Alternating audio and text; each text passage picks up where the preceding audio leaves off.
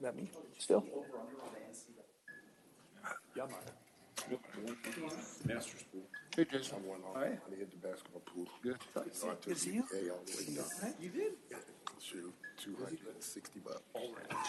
Yeah, like. And let's see what you Job security. I made 8 different sheets. One of them was Virginia. There you go. Okay.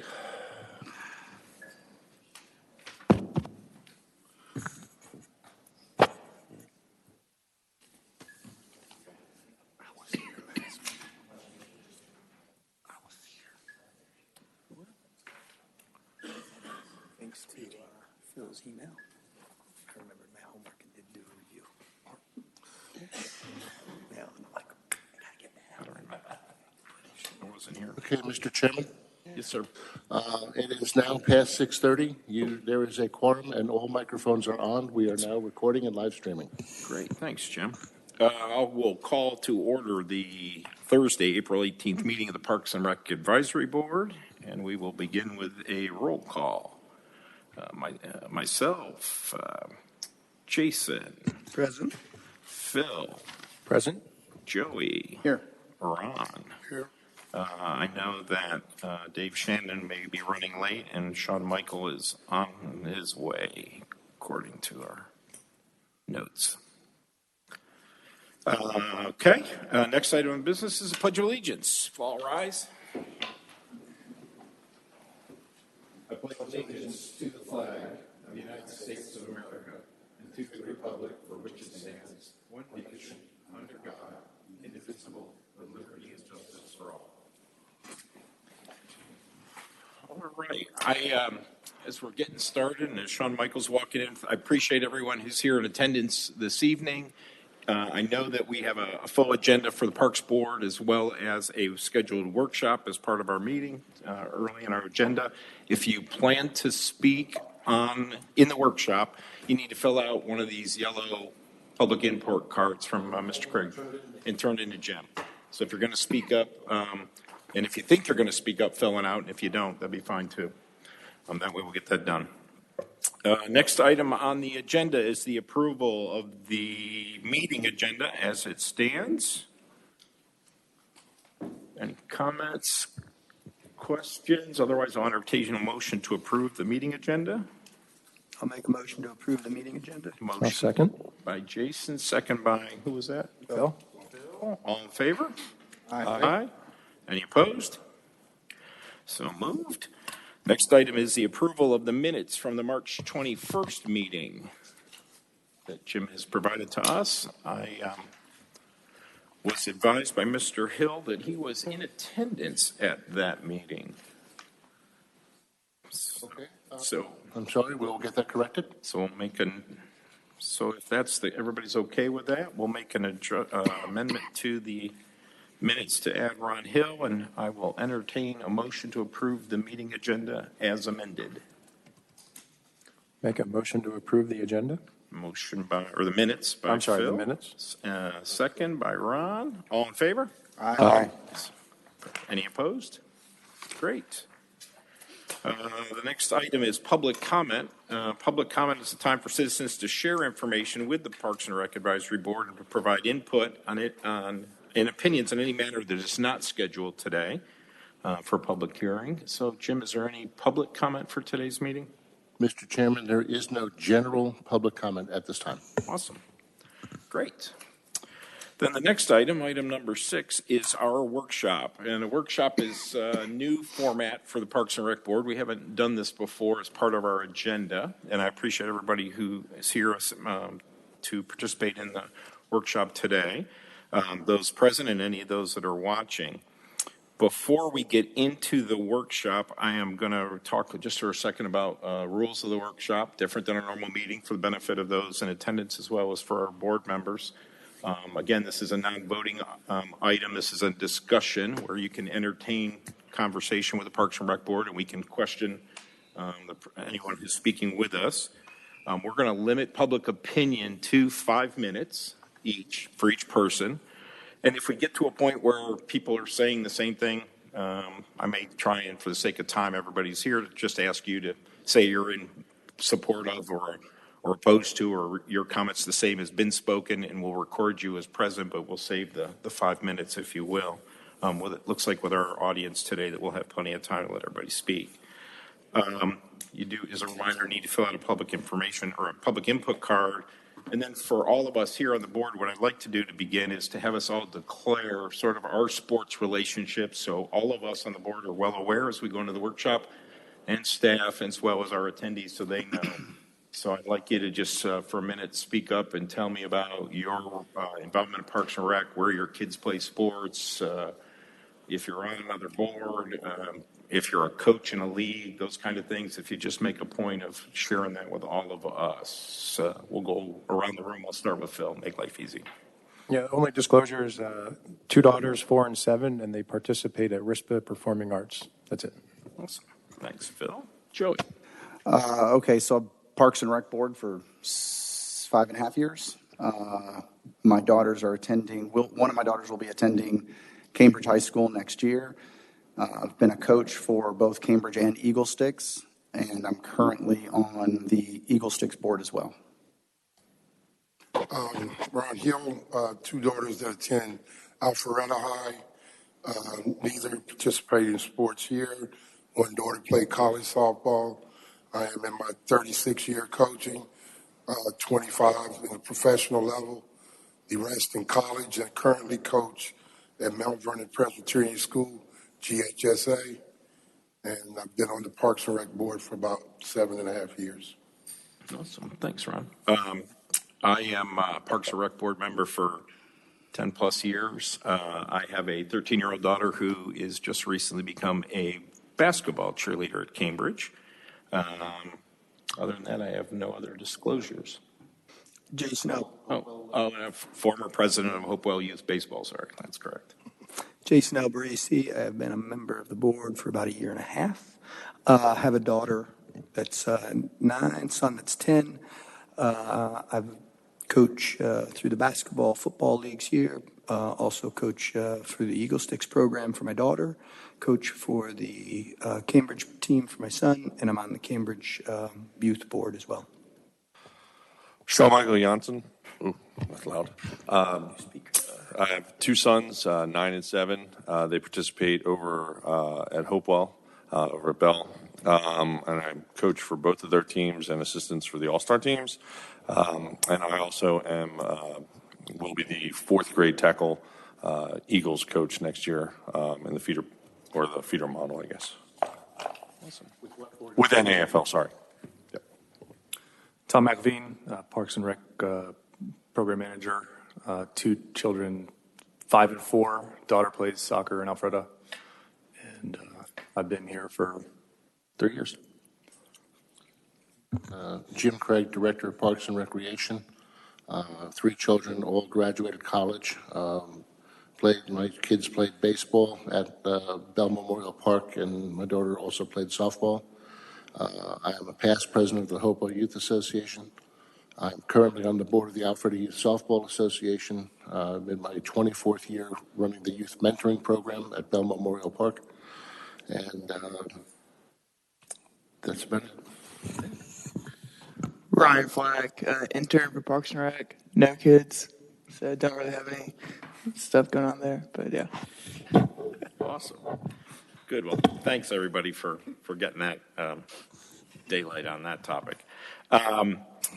Today in the workshop, we're going to discuss 3 items, and it's going to be led by Mr. Craig, who's going to share with us a presentation, and then when that's done, we'll invite people to come up and speak and begin our workshop. So this is, again, a workshop, non-voting, for information gathering purposes.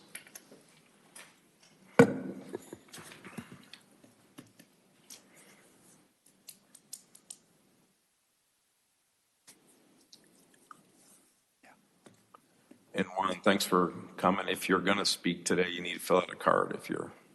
Yes, reminder, if you might be speaking, please fill out the yellow card, and I need them before before you come and speak. Okay, thank you.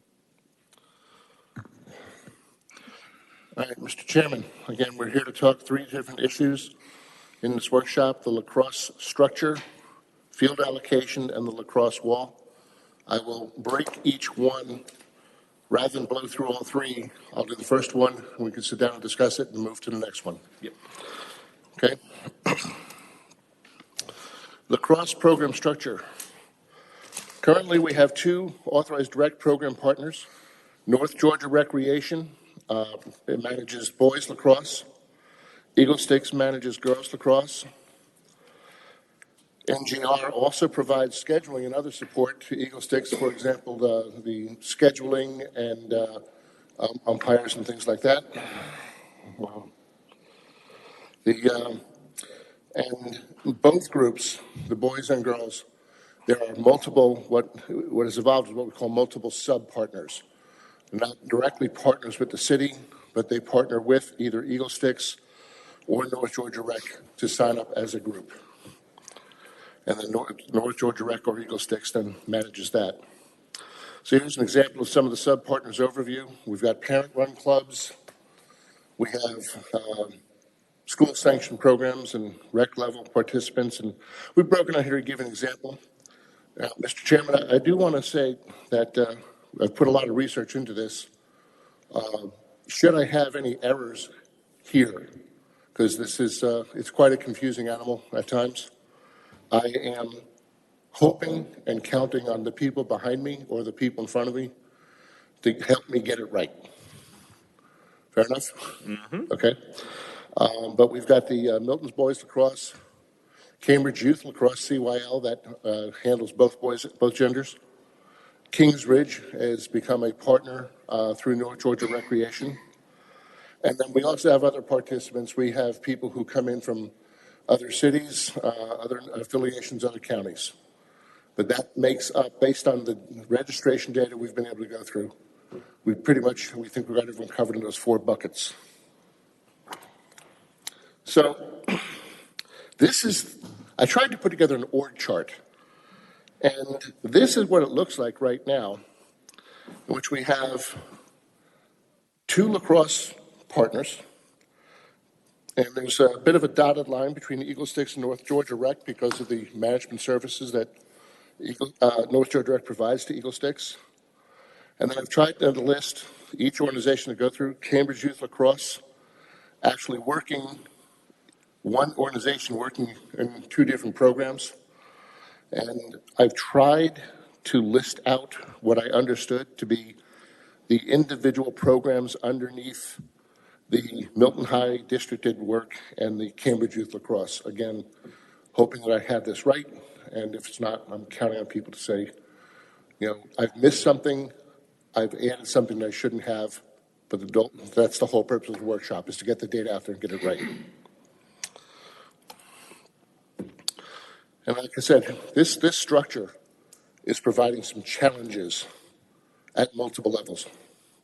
Challenges at the partner level, challenges at the sub-partner level, and frankly, challenges at the city level, which is the whole reason we're here, to see if there's a way we can smooth this out. And I'm just, rather than reading the slideshow, I'll let you see again what we're talking about. So one of the challenges, biggest challenge is making sure we find a home for everyone who wants to play lacrosse. Whether you are in any particular bucket or, boy, girl, doesn't matter. If you want to play, City of Milton is a place for lacrosse. We are known as the lacrosse community. All right. So I put together a possible solution. And the whole purpose of this workshop here is to vet this as an idea. If the end result is that, based on the feedback from the community and you folks as the board, if you think I've got a bad idea, just tell me. You're not going to hurt my feelings. If we've got a good idea but it needs to be massaged, let's do it. And if in the odd circumstance I've hit the nail on the head in the first time, I'm going to buy a lottery ticket.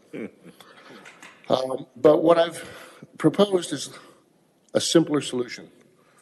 North Georgia Rec appears to be the organization that is organized on the boys and also providing support to Eagle Sticks Lacrosse. Eagle Sticks has been a wonderful partner, and this is not meant to be any form of disparagement or any form of disappointment or upset with Eagle Sticks. This is simply a way of trying restructuring. And the idea is each entity maintains their identity. And then the big key is the one at the bottom. Everybody has to agree to be open and inclusive. Like I said, we are a place for people to play. And wherever you want to play, we are looking for all the sub-partners to be embracing of anyone and everyone who wants to play, regardless of your school, jurisdiction, where you're going to school, whether you're homeschooled, doesn't matter. You want to play? I would hope that a person could say, I can sign up anywhere I want. Okay? And in this proposed structure, you would see a much simpler organization. I think this can smooth things out. I can think it can help build the brand identity for each program. And it shows multiple opportunities for people to come in and play lacrosse.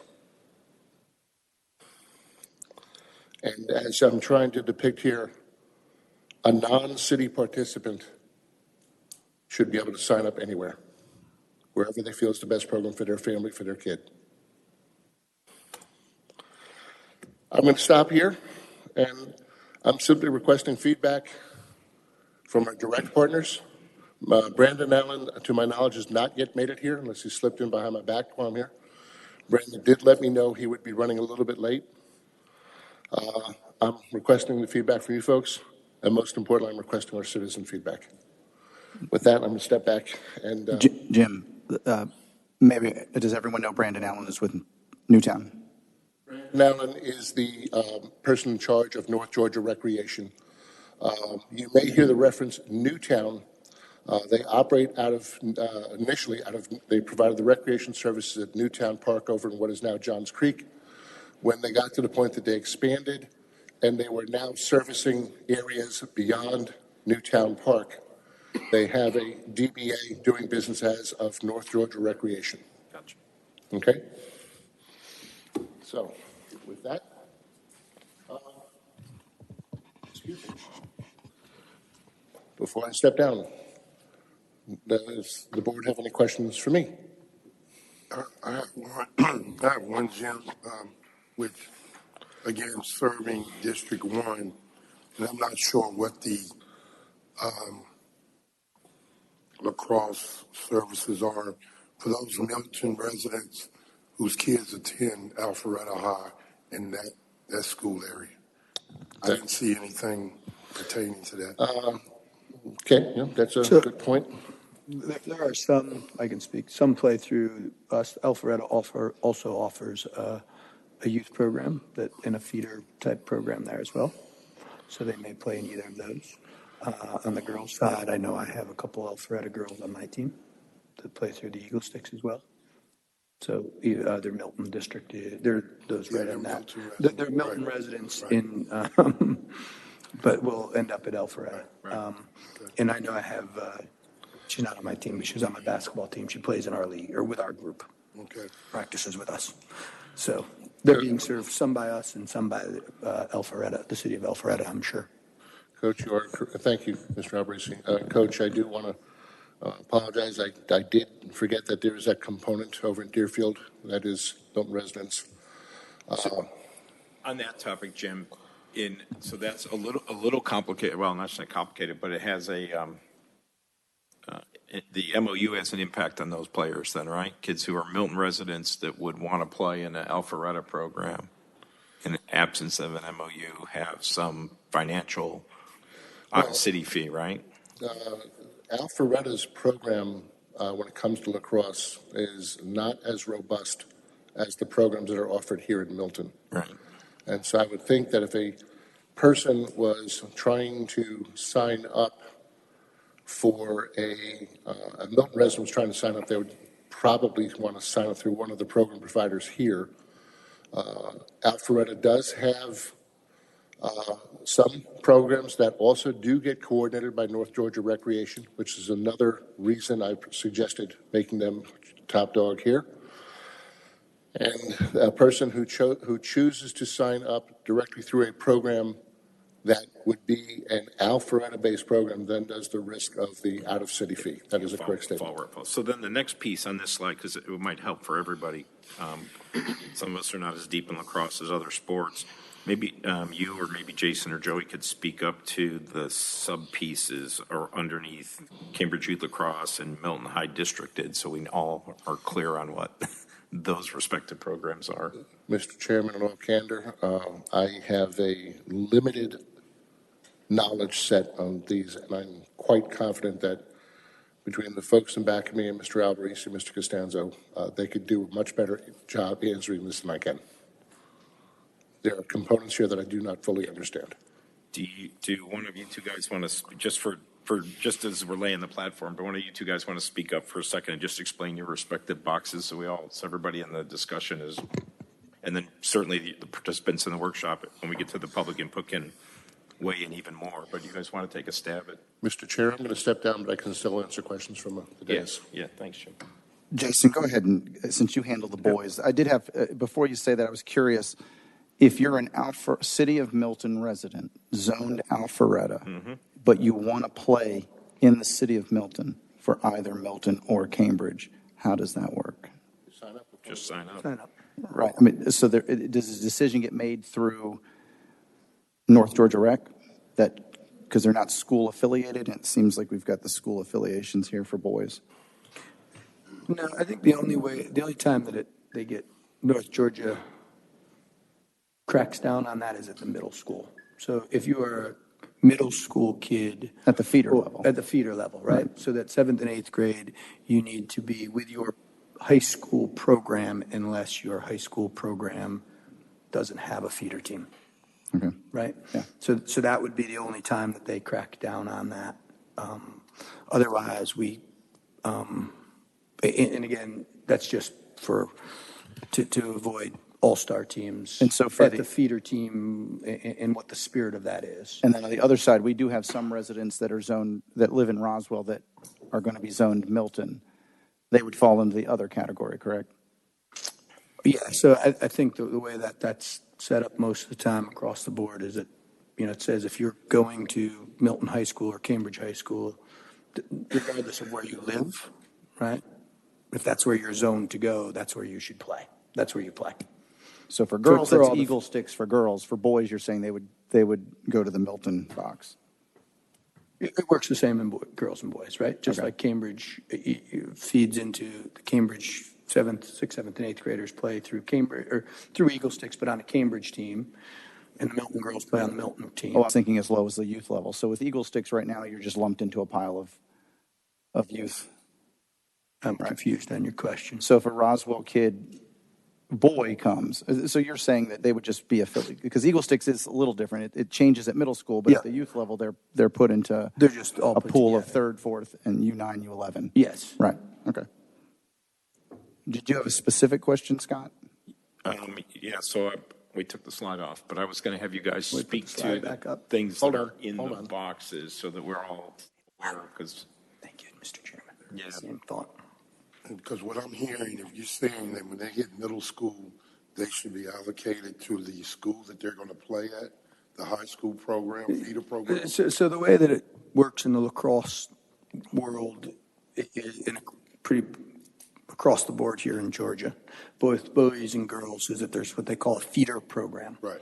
So they have a senior feeder program and a junior feeder program. Senior being 8th graders, and some 7th graders, junior being 6th graders and 7th graders. Right. And so at that point, the idea there is there are still rec programs for those kids. However, these are kids that are more dedicated, have at least thoughts or plans to play at the high school level, right? And so for those kids, it is based on their high school affiliation. So even if you're a Milton resident, but you're going to end up at Roswell High School, more than likely you would end up on the Roswell feeder team there. you probably want to play You that. probably want to play there. Yeah. Then Right. you would end up playing an out-of-city fee in that program. In their, Yeah. today. And so that's kind of the middle school select program. During the spring, this is clarified. Yeah, This is during the spring, right? Also known as the feeder program. I think the rec program is probably fairly obvious what that is. That's across the board. It's anything from from U9 kids up to eighth graders that are playing a little less competitive schedule, but still interested in playing lacrosse.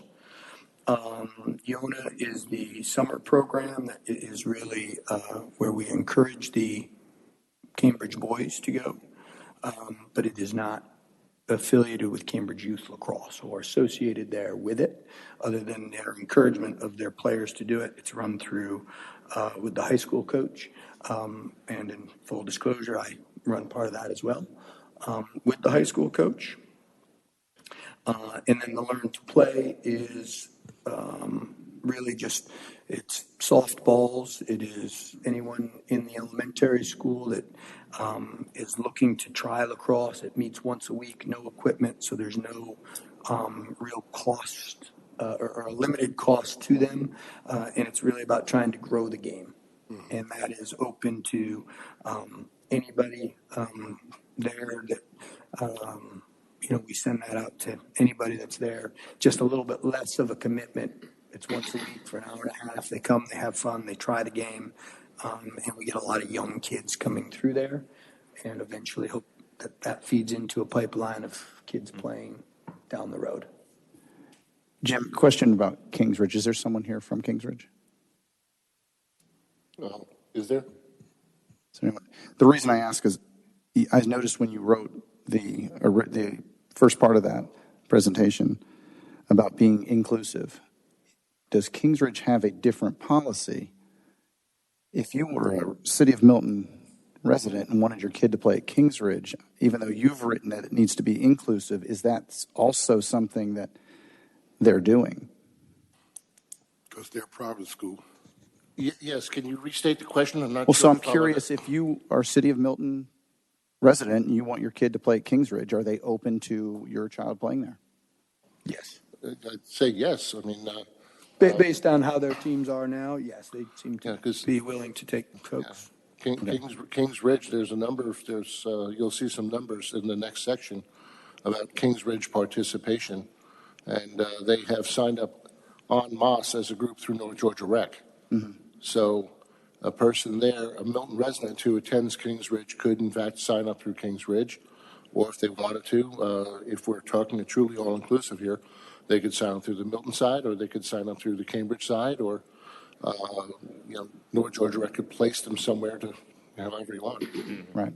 I've not known anything about their structure, so I didn't know that. I think your question was basically, can somebody that doesn't attend Kings Ridge join the Kings Ridge program? Yes. Yes. Oh, okay, yeah. Yes, they currently take folks that are not there. Okay. We have I'm sorry, I didn't some understand boys the that question. we know that play through them. For the boys' side. Yeah. I am curious about the girls' side, but Yeah, I'm sure maybe it's the same. girls. So this is quite different than performing arts, so excuse these basic questions as I just try to get my head around this. We have two program providers, one for the boys, one for the girls. There's sub-teams that the providers allocate field usage to these sub-teams. Is that an accurate statement? Correct. And the current, within those sub-teams, or even with the provider, it sounds like there is the separation of teams based on if you're zoned for Cambridge or if you're zoned for Milton. At the middle school level. At the middle school level only. What a lot of people call feeder. Okay. Yeah. 6th, 7th, and 8th, right? Yeah. Oh, fifth grade as well. And that's common. And yes. And then on the boys' side, it goes down. So the Milton boys from U9 and Cambridge boys and Kings Ridge boys at U9, U11. Okay. On that side are all separate. So that is occurring. Correct. Okay. So here's my question. What problem are we solving for? So the question becomes, is on the girls' side, the under elementary, so all of the rec, U9, U11, U13, well, not so much, is all under Kings Ridge. Or excuse me, sorry, take that back, is all under Eagle Sticks, right? And so where I think that the thought would be that, and Jim can correct me, I think that the concern has been voiced that Cambridge would like an identity of its own for the girls, like they have on the boys.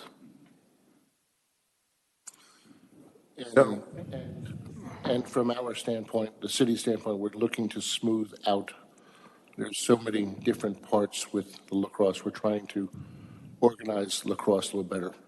It's been a bit of a hodgepodge that has evolved over the years, so we're trying to restructure a little bit. But before we go too far, Joey, help me, and maybe Dave will speak to it, but talk to me about your box under Eagle Sticks and describe what's all in that camp, as Jason did for what's under Cambridge Youth Lacrosse. It's pretty much the same thing. Basically, Eagle Sticks has a youth level from U9 and U11, which is the girls are playing in pooled teams. They're not separated by school. No, they're not being pulled out as you go to Cambridge, you go to Kings Ridge, you go to Milton. Once they get to the U13 level, rec, even at rec level, I don't know if it's written, but there is an agreement that the kids are separated as Cambridge zone girls and Milton zone girls. I don't believe we have a Kings Ridge. And obviously they have their own here. Gotcha. So really, there is a separation currently. There is actually a separation of kids at the middle school level. There isn't one at the U9 and U11 level, but at rec level and at feeder level, Cambridge and Milton are separated and currently do have their own uniforms. Gotcha. What else is in that box? Oh, you see, okay, so you have middle school select, which is feeder also. Middle school select and feeder are the same thing. Right. That is an agreement with all the schools. Everyone has one. It's not just Milton, and it's all the high schools. They have their own feeder, as it's obviously feeder feeding into the high school. Although, to be clear, these are separate organizations. They are not, it's not the high school. Yep. Okay. NGLL is an advanced team through the advanced program at Eagle Sticks. It's the same teams that outside of rec and outside of the feeder that just started this year. So even though it's in here, it's a work in progress right now. There's 4 play days for the NGLL. It just finished up. Eagle Sticks actually, I believe, won all the divisions, and there's a national championship for the middle school girls in May. Summer camps, those are optional. They put out an email that says we have a summer camp right now. One's called Camp of Champions. Again, if I'm getting anything wrong, Dave, I know can clarify some of these things. But so NGLL it is a separate league that runs coinciding with the. It's your advanced team that you're on. With Eagle Sticks, they have their Eagle Sticks advanced teams, and there's multiple teams within the area: Southern Zone, Atlanta Storm, and there's a few others. This is something that the games are on Sundays. There's 4 play days. They're during your feeder year. So we finished up 3 of those days. There's 1 left, which is April 28th or something like that. That's it. This, going back to an old baseball guy, this NGLL reminds me of the Lanier League. The Lanier League that we used to have travel teams, yes. right? It's a Yes. league of advanced teams Yes. to choose to give them an opportunity to play rather than just always competing in tournaments all the time for their play, right? Yes. That's what it sounds like, Yeah. based on what I'm hearing. For the record, I'd like to show that Mr. Shannon has joined the meeting. Yep, got him. Thank you. Welcome, Dave. Okay, so Would you like to open it up? let's open up to comments and. Mr. Chairman, so that we're clear, and to all of our guests here, again, if you think you might want to speak, please fill out a yellow comment form and bring it to me. There are 3 things on this workshop. It may be that you've put in a name, your card, for something that is not this topic, which is perfectly fine. If you're called and you wish to speak on the current topic, we invite you to come up. As you do come up, we would ask you to read into the microphone, into the record, your name and your address, and then please deliver your comments. And, okay. All right, the first card we have is Mr. David Winsness.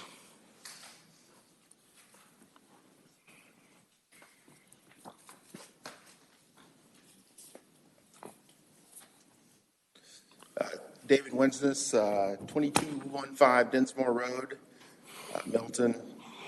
I've been here for about 15 years. I've got 4 kids, 3 girls, all played lacrosse for Milton, and a son that played lacrosse for Cambridge. So Cambridge was new. It was an open enrollment policy, so you could go to any school in Fulton County as long as it's not full. He was fortunate that Cambridge wasn't full, and it was the right fit for him. This is exciting for, to have a lacrosse day in Milton. When we did that survey, I would have thought the day would have come. I think when we did that survey 15 years ago about what to do with fields, I don't even think lacrosse was mentioned. And now, Jim said it, we're a lacrosse community. We've really evolved, so that's exciting. I want to just tell you a few facts. We've recently had our head coach from one of our high schools, Milton High School, is just inducted to the Georgia Lacrosse Hall of Fame. And I just want to read some of the statistics. It'll help educate you about the Milton High School program as well as our Eagle Sticks program. So Coach Tim Godby is the varsity coach of the girls program at Milton High School. There has been 14 state championships in Georgia so far. 14 years ago was when GSHA made it a state sport. So there's only been 14 state championships. Milton High School has played in all 14 and has won 12 of them. So he has 12 state championships. Out of the 14 seasons, 5 of those seasons were finished ranked nationally in the top 15 of the country, with the highest ranking being 4th. 39 players have committed to playing college from Milton High School at the next level at college. 16 players played this season, college level, D1. What the really exciting thing is I've been to, with my 3 girls, kind of all in order, 9 banquets in a row. And the most impressive statistic to me is over 75% of the girls every year are academic scholars. So they over a 3.5 GPA. So you say, why don't all those girls go D1? It's because UGA and Georgia Tech are pretty great options with Hope Scholarship. So, they don't have girls lacrosse there. They only have club. And Georgia, by the way, is ranked in the top 3 of the country every year for girls club because they have all these girls going over there. Still at the high school, we have a Legacy Cup tournament. It started, I think, 12 years ago when one of the boys players from Milton passed away, driving a single car accident, passed away on Providence Road. So they started what's called a Legacy Cup. We have a tournament every year. This year, girl teams that came in, we had 5 state championship teams come to Milton to play in Legacy Cup. Well, one of them was Milton. So 4 out-of-state state championship teams came to Milton. They could have gone and played anywhere. Could have gone and played in Orlando. Could have gone, that's where you're going to go. They came to Milton, Georgia. So we had the Virginia state champion. We had the team from Oregon, state champion. Florida state champion. Tennessee state champion. Milton state champion. And Alpharetta was the 6th team. And Brandon coaches Alpharetta. He's the Newtown director as well, but he's also the girls varsity coach at Alpharetta. And congratulations to him for beating the Tennessee state champion. So that was a big win. Last night, we had another state champion team 1 minute, please. Pardon me? 1 minute left. Oh, there's a time limit? We had a Massachusetts state champion last night. We've had 140 girls, though, from Eagle Sticks go to play the next level. So 39 from Milton, 140 over 44 different high schools in Georgia. Most of them in Georgia, some Florida, some Tennessee, New York, and Missouri, but almost all of them. I don't know of any other program in Milton that has 140 girls, especially in the last 14 years. And Eagle Sticks has only been around 10 go to play at the next level. Mary Laxmas, we had 95 teams come here for Christmas tournament. 95 teams come to Georgia to come see Milton. It's all a great advertising. This showcases Milton. It's obviously a fantastic opportunity for the girls to be able to go have an opportunity to play at Stanford. We got girls at Stanford. We got girls at University of Southern Cal. It's a great way to showcase our community and our parks. Excuse me, could you pause just 1 minute?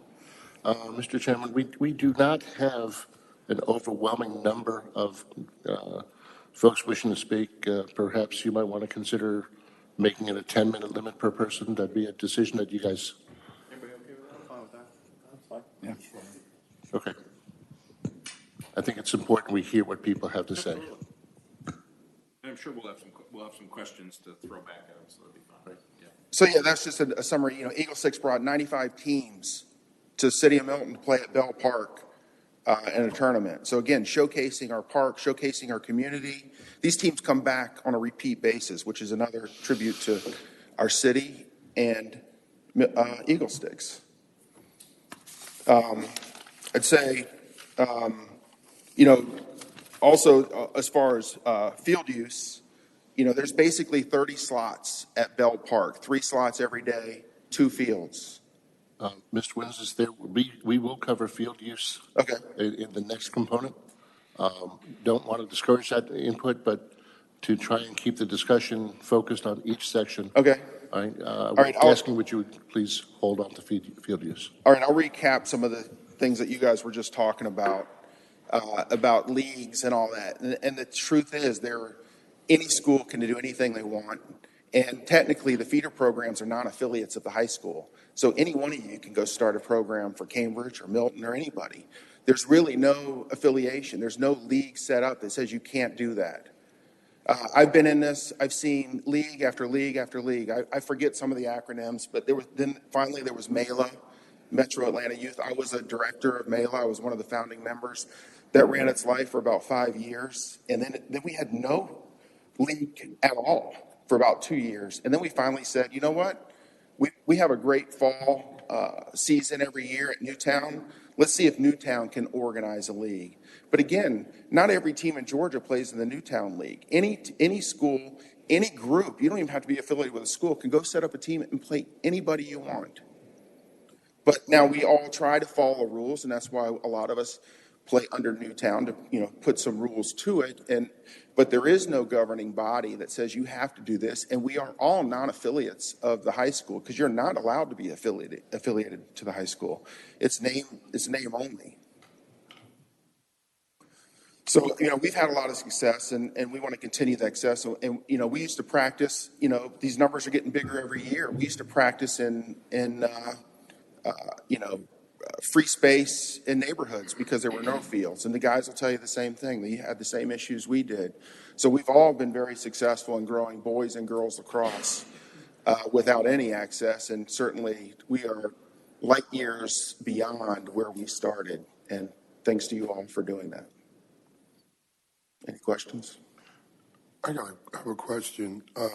Because of the success of you guys' league and your teams, how many of your non-residents, what percentage does that make up of your teams? Because I know you're attracting girls from all over the area.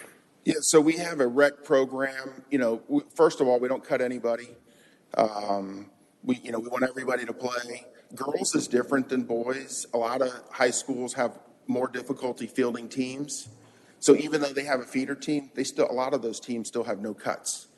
And then you'll have a team that has been strong for years and not have enough for a feeder team. So we got a call one time from Northview High School. We only have 6 girls. You know, can you do something with them? Yeah, we can take them. You know, Cambridge has taken some girls. We've taken some girls. But most of them are our own girls. You know, we do have Roswell and Alpharetta because they go to our kids' schools. They like to play in our league. This used to be an Alpharetta league. All of our girls used to play in Alpharetta Parks and Rec. That's when we started communicating with the city, saying, "Hey, you know, we could do more, we could do better. We could pay less because we're paying non-resident fees. If we just, I did the math. Here's all the math we're paying a non-resident. Let us put it into Northwestern Middle School." So far, we've put over $200,000 into Northwestern Middle School. Eagle Sticks.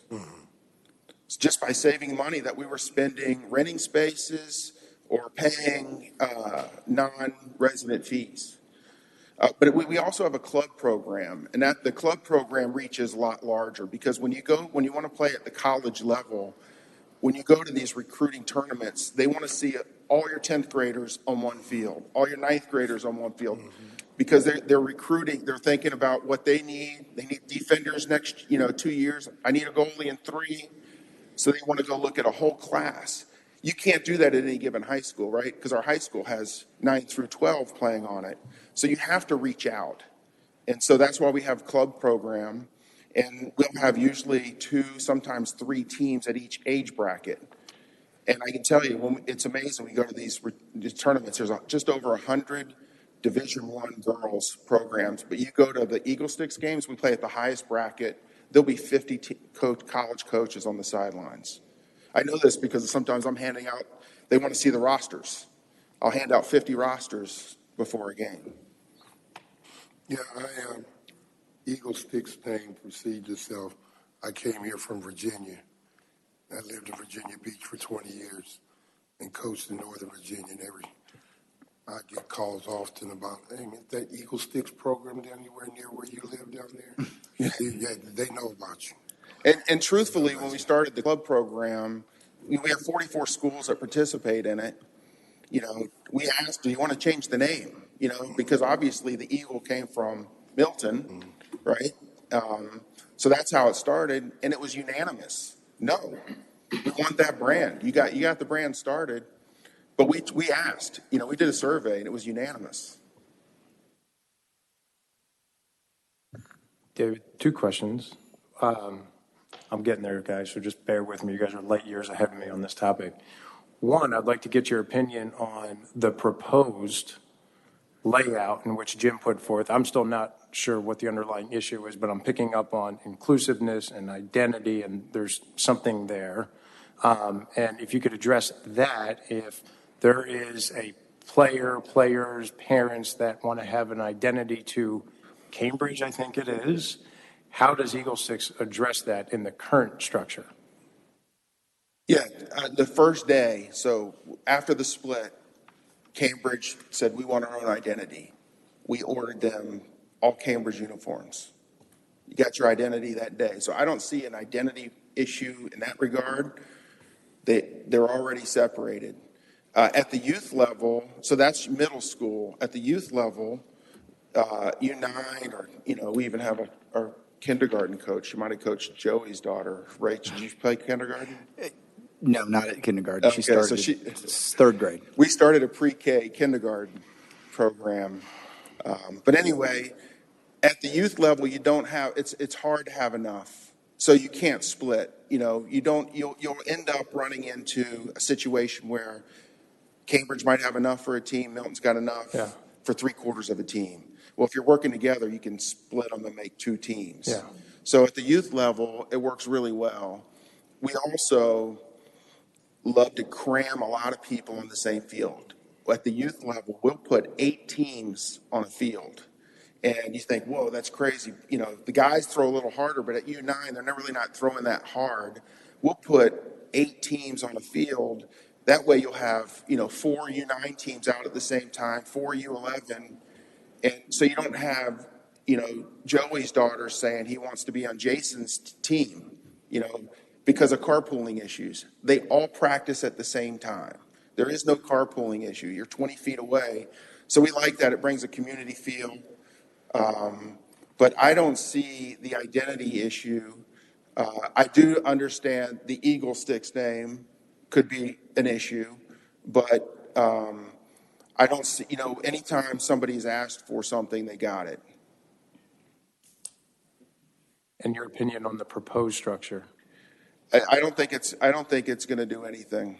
You know, I think Cambridge has a great program too. You know, they've been in made the, you know, every year one on, they made the playoffs. 3 years they made the Final Four. 1 year they made it to the state finals. Guess who they played? But it was awesome. I mean, we wish the game was here, but you know, they made us play that game. It was one of the new.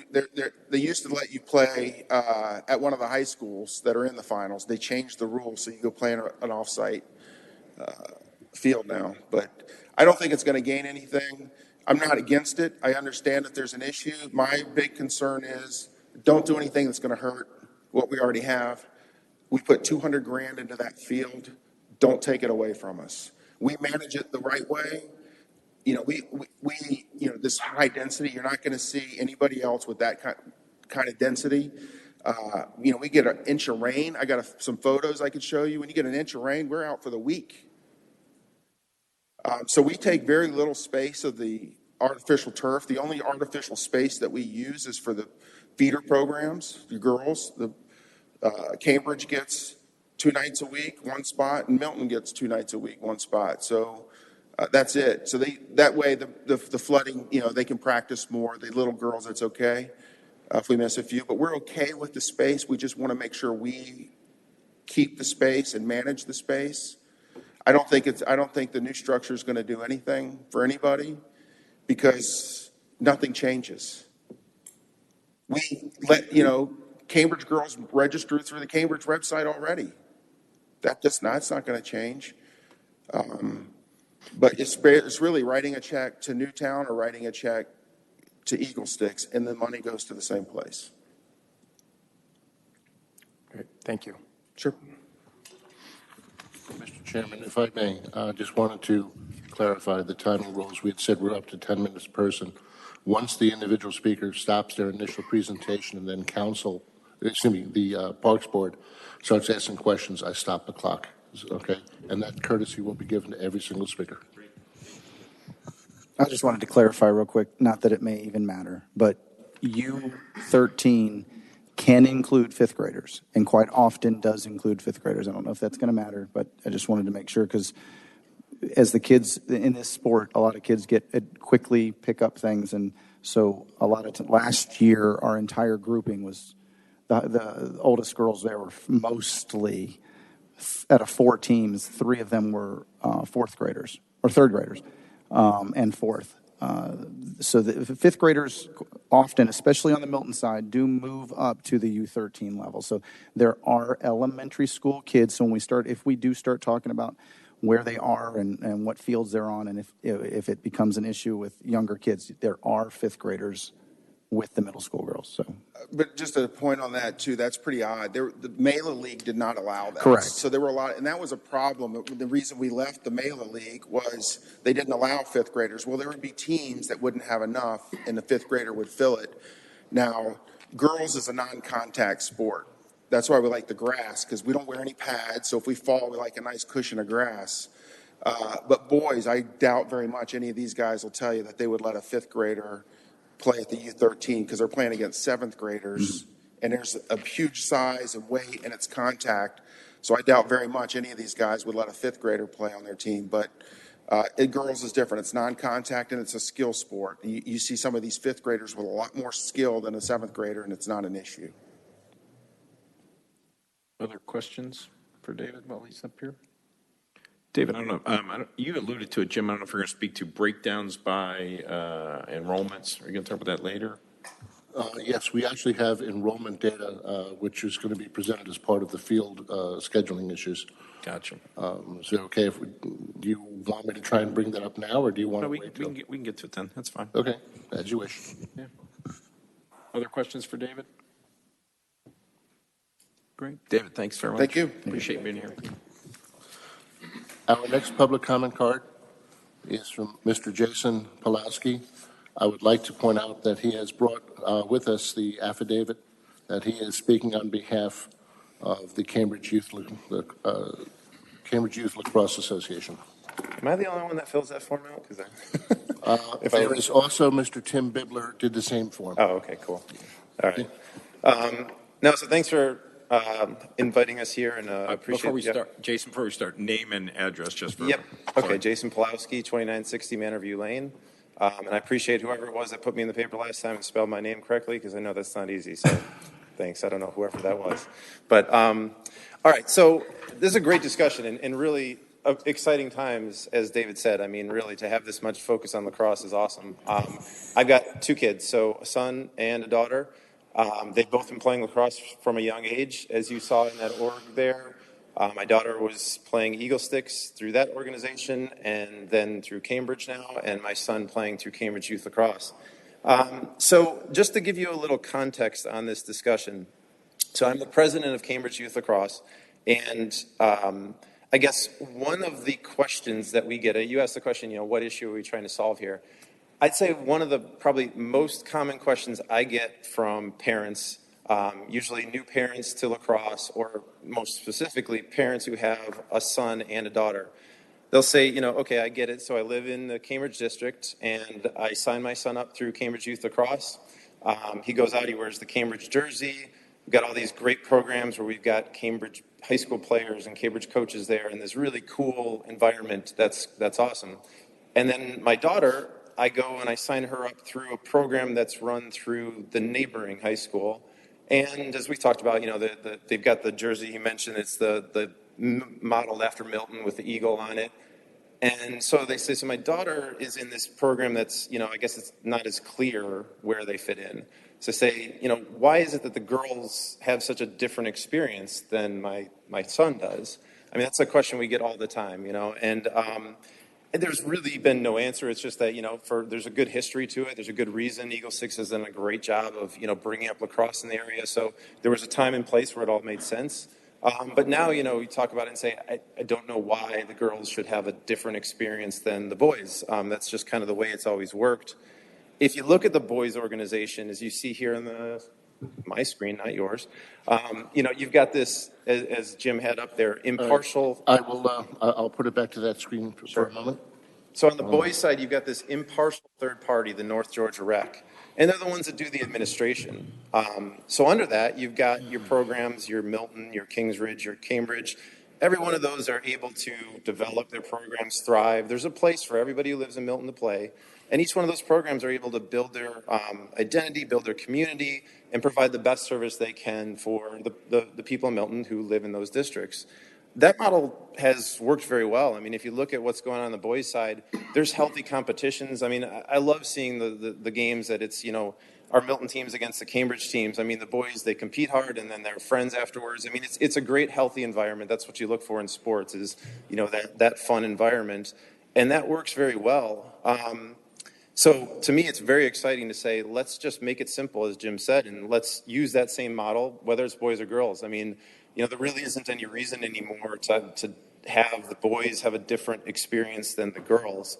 So we're all for creating that equal experience for the boys and girls. I mean, I think that will only help grow the sport, right? I mean, all we're trying to do, I think we're all in that same boat of we want to continue the successes. We want to hear those stats grow, right? I mean, everybody wants the programs to continue to succeed. So I think what he's put forth allows that to continue to happen. I guess maybe something that will help put it in context, because I know maybe not everybody's familiar with this program, but maybe an analogy would help. So talking about what we're dealing with on the girls' side, I'm a big college football fan, and maybe other people here are too. And maybe there's some Georgia Tech fans here. Let's just say that hypothetically tomorrow the news came out and it said, good news, going forward, all college football programs in the state of Georgia are going to be administrated through the University of Alabama and Nick Saban. So the University of Alabama is going to control field space, and they're going to take all the registrations, and they're going to help administrate all the different football programs in Georgia. Now, the University of Alabama folks would probably say, hey, that's a great idea. We're very successful. Our program is doing very well. And there's definitely no arguing that. It's a great program. Nobody's saying it isn't. But if you had a room like this full of Georgia fans and Georgia Tech fans, I'm guessing they wouldn't stand up here and say, hey, that's awesome. I want Nick Saban and University of Alabama to administrate and take registration and wear jerseys looking like them. That's kind of what we're dealing with, right? I mean, nobody's at all arguing against the success. I mean, you heard those stats. It's incredible. That's awesome, and we all hope that continues. it's just giving that equal footing for the programs, right? I mean, again, if I look at the chart, on the left-hand side, you got that equal footing, right? Where you got the neutral third party in North Georgia Rec. So by just making it simple and giving everybody that equal footing and having those identities, that's really all it is. So we hope in that format, as Jim has proposed, that both programs continue to have success, right? I mean, we really want that. I think it's better for everybody if all programs are successful, right? So giving that equal footing, allowing us both to compete like that, that's only going to help us all, and it's going to continue to grow the sport. I think that's what we're all looking for. All right, bear with me. Jason, if I am a boy who is zoned for Milton, who do I sign up to play lacrosse with? So there's the Milton feeder lacrosse, right? So you see it. Boy, I keep screwing up here. That's not part of so it shows it on the Cambridge? left-hand side. So if you're a boy, you've got Milton Boys Lacrosse right there. That's who you sign up with. You'll get a Milton jersey, and you're going to be competing. But who's that program provider? Is that Cambridge? No, it's signed up through Milton Boys Lacrosse. So Milton Boys Lacrosse is its own entity? Yeah. So there's Milton Boys Lacrosse. That's one right of the back there is the president, so my sub-programs. counterpart. Mr. Windler, would you? So that's one of the subdivisions of North Right. Georgia. So, like I said, on the Gotcha. boys' side, it's very clean cut, right? Everybody's got a home. So, no matter where you are in Milton, you've got a home, but you sign up through the district that you play with. So that would be Milton or Cambridge or could be Kingsridge, yeah. So if I'm zoned Milton, I go Milton Boys. If I'm Yep. zoned Cambridge, You go to I'm playing Cambridge. for your Yep. team. Yep. So really, we have three providers. We have Milton Boys, Cambridge Boys, and Eagle Sticks Girls, and then it branches within Eagle Sticks Well, but Girls. technically, I guess if you look at the chart, we're providing the team and the program. The actual provider is that first layer, right? So the North Georgia Rec, they're the common, as Jim put it up there, impartial administrator, right? So they're the impartial administrator. So they can, they're allocated field space, those kind of things, and because they're impartial, that works that way.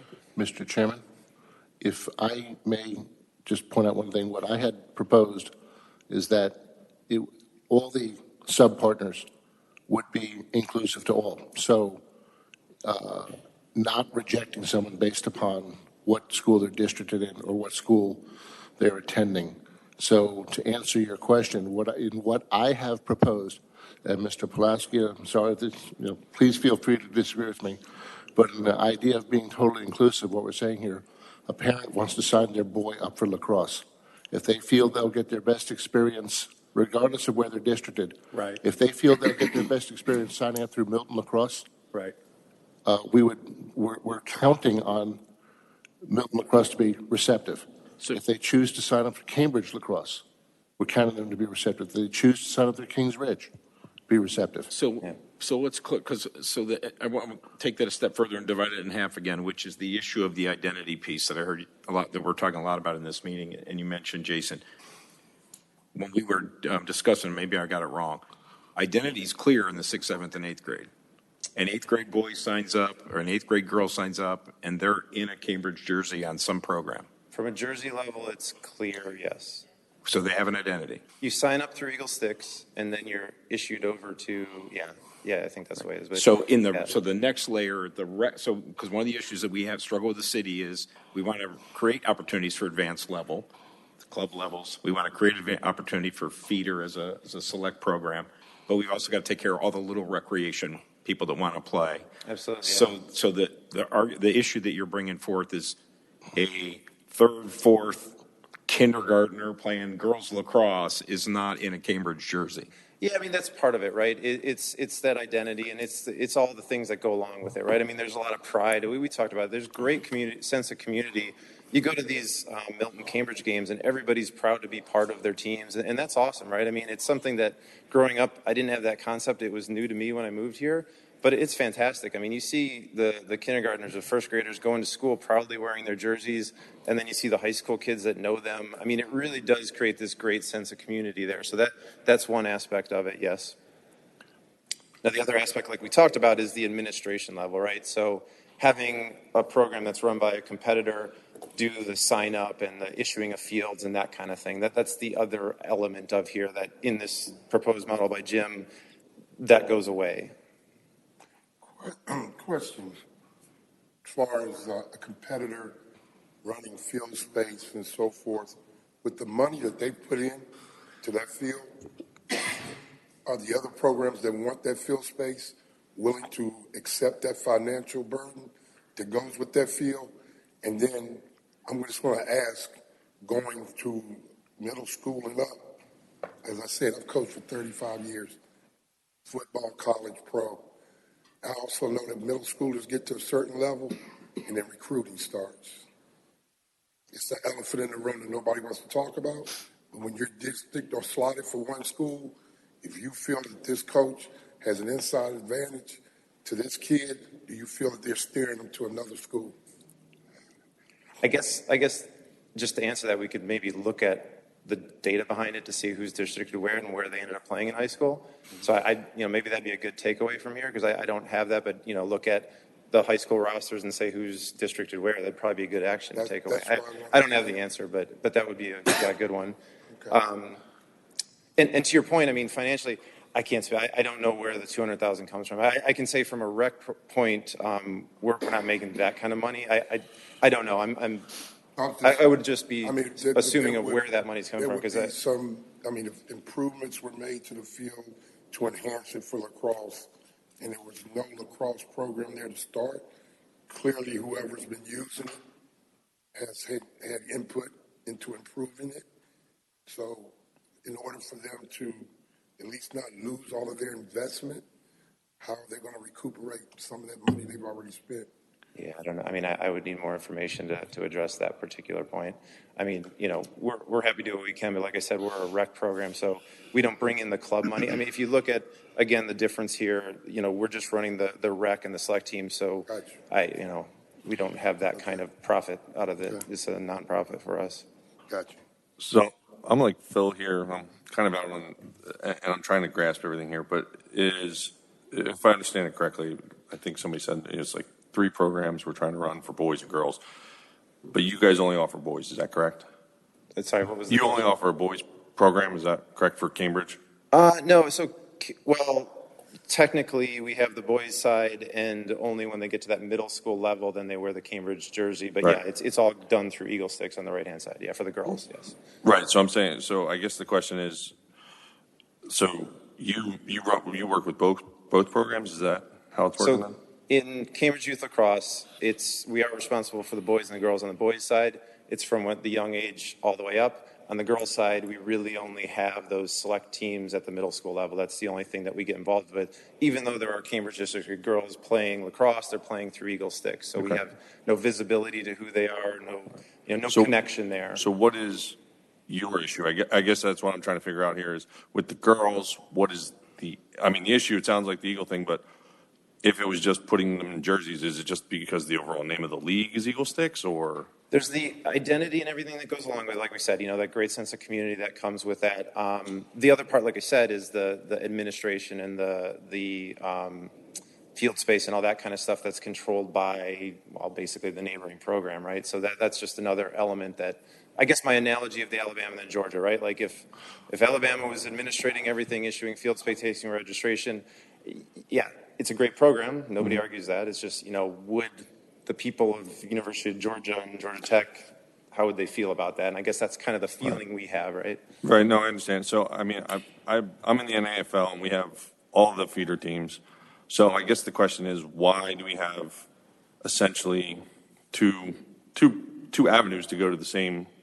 I guess is my question. Yeah, and actually, your model I think is similar. Well, so it sounds similar, and then there's because NFL is what a impartial body, right? That kind of administrates everything, right?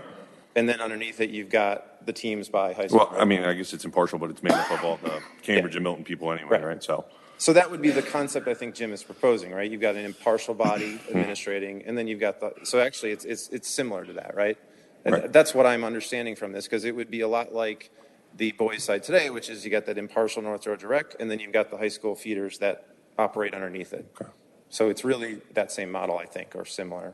Jason, is it safe to assume that if we went to that proposed model, Cambridge would then offer girls lacrosse? Oh, yeah. Yeah, I mean, So there's the difference. yeah, we don't have visibility to the girls at that age, but we know, I mean, just because of, sisters and that kind of thing, we know there's girls at that age that play. Again, we all want to grow the sport, right? So, we'd have to collaborate at first to see how it goes. But yeah, absolutely. We'd be happy to do that. Yeah. Jim, can you put up the proposed again? Yeah, I want to see that. So real quick, just before Jim puts that up, we're not just talking about identity. We're not talking about a uniform. Because if the uniform situation could be solved, we still have a concern. Well, that's I guess that's why I keep going back to that analogy, right? That's the other part of it, yeah. The other part is for spring, I just want to make a clarification. Eagle Sticks, and Dave can answer this, even at the youth level, although they do pull the girls now, anytime there's ever been a discussion about moving the kids into the Cambridge group, even at the U9 and U11 level, has happened in the past. We have moved, girls have been moved. So there is an awareness of school identity. At the time, they were all wearing Eagle Sticks uniforms. In the spring, there is a rec program as well. The league that we're talking about here for Cambridge is a select feeder program only. At the same time, there is still rec Eagle Sticks program going on for middle school kids. So what I'm saying is and also during the fall, when there is no feeder program, football has feeder as well, Cambridge girls are being moved into a separate field, team, and uniforms run by the Cambridge Youth Lacrosse. The coaches are all Cambridge. Everything is Cambridge. The only thing that's not is the registration. Am I right? Yeah, so the registration goes through Eagle Sticks, right? And then we talk to Tim, and Tim issues us the list of names. And then, so we work it all through Tim Gabi, as I was mentioned. So it's all administered through through Eagle Sticks, right? And then we're just issued, here are the people that have signed up. Here's your field space.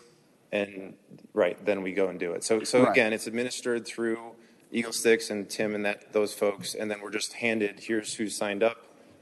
And go, Right. yeah. So the reason I'm saying this is, I want to identify not just what is being said as identity, because it sounds like, from what I've seen, because my oldest daughter is going to high school next year. She's been playing in a Cambridge group, the Cambridge kids, since fourth grade. They sort of stopped doing that. I'm not sure why it changes every so often, but it's always been Cambridge coaches. She's in every single year since third grade, she's been coached by a Cambridge coach. A Cambridge parent, Cambridge coach. It's Eagle Sticks is often, and while we're in this room, Jason Alberici, Jason Pulowski, I think I saw Jason Stitcher in the back, myself, quite a few. We all are Cambridge zoned parents who have coached with Eagle Sticks. So the reason I'm saying that is I know that the uniform is Eagle Sticks, but we do also have to clarify that this is. I heard earlier it said that Eagle Sticks is, what was it said? It was through our neighbor. We have to play in a program run through our neighboring high school. Mm-hmm. Eagle Sticks is a City of Milton program, not a Milton High School program. And I want to say that because our kids go out there and they're on the field. They're not having this discussion. Mm-hmm. They're playing lacrosse, and that's why I know we're all here. But I just want to make sure that there is a separation, and maybe Dave and Jason and the city. I'm not sure if maybe there is something that can be discussed on the other things. But in regards to identity, I'm not sure that's a kids issue. That's us. So I just want to make sure that we're identifying the other part that you were saying, because I noticed when you were saying that it wasn't just the identity. There was something else to that administration. I'm trying to identify the pain there. Like, what is the actual thing in that administration that is the pain? Yeah, I guess I'm going back to my analogy. If Nick Saban was running the organization for University of Georgia players, he's a great coach. That's what I'm saying. All the greatest stuff, but I'm guessing the UGA players would say, "Are we, is this the best thing for us?"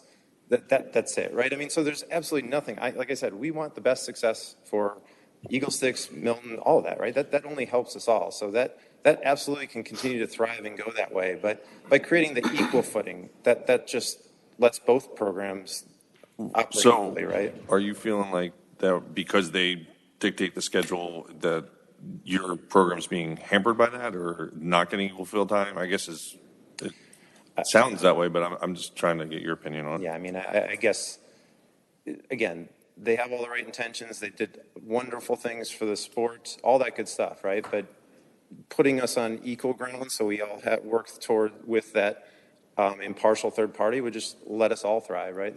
I guess that's all we're looking for. Well, we also do need to identify something that you just said, scheduling.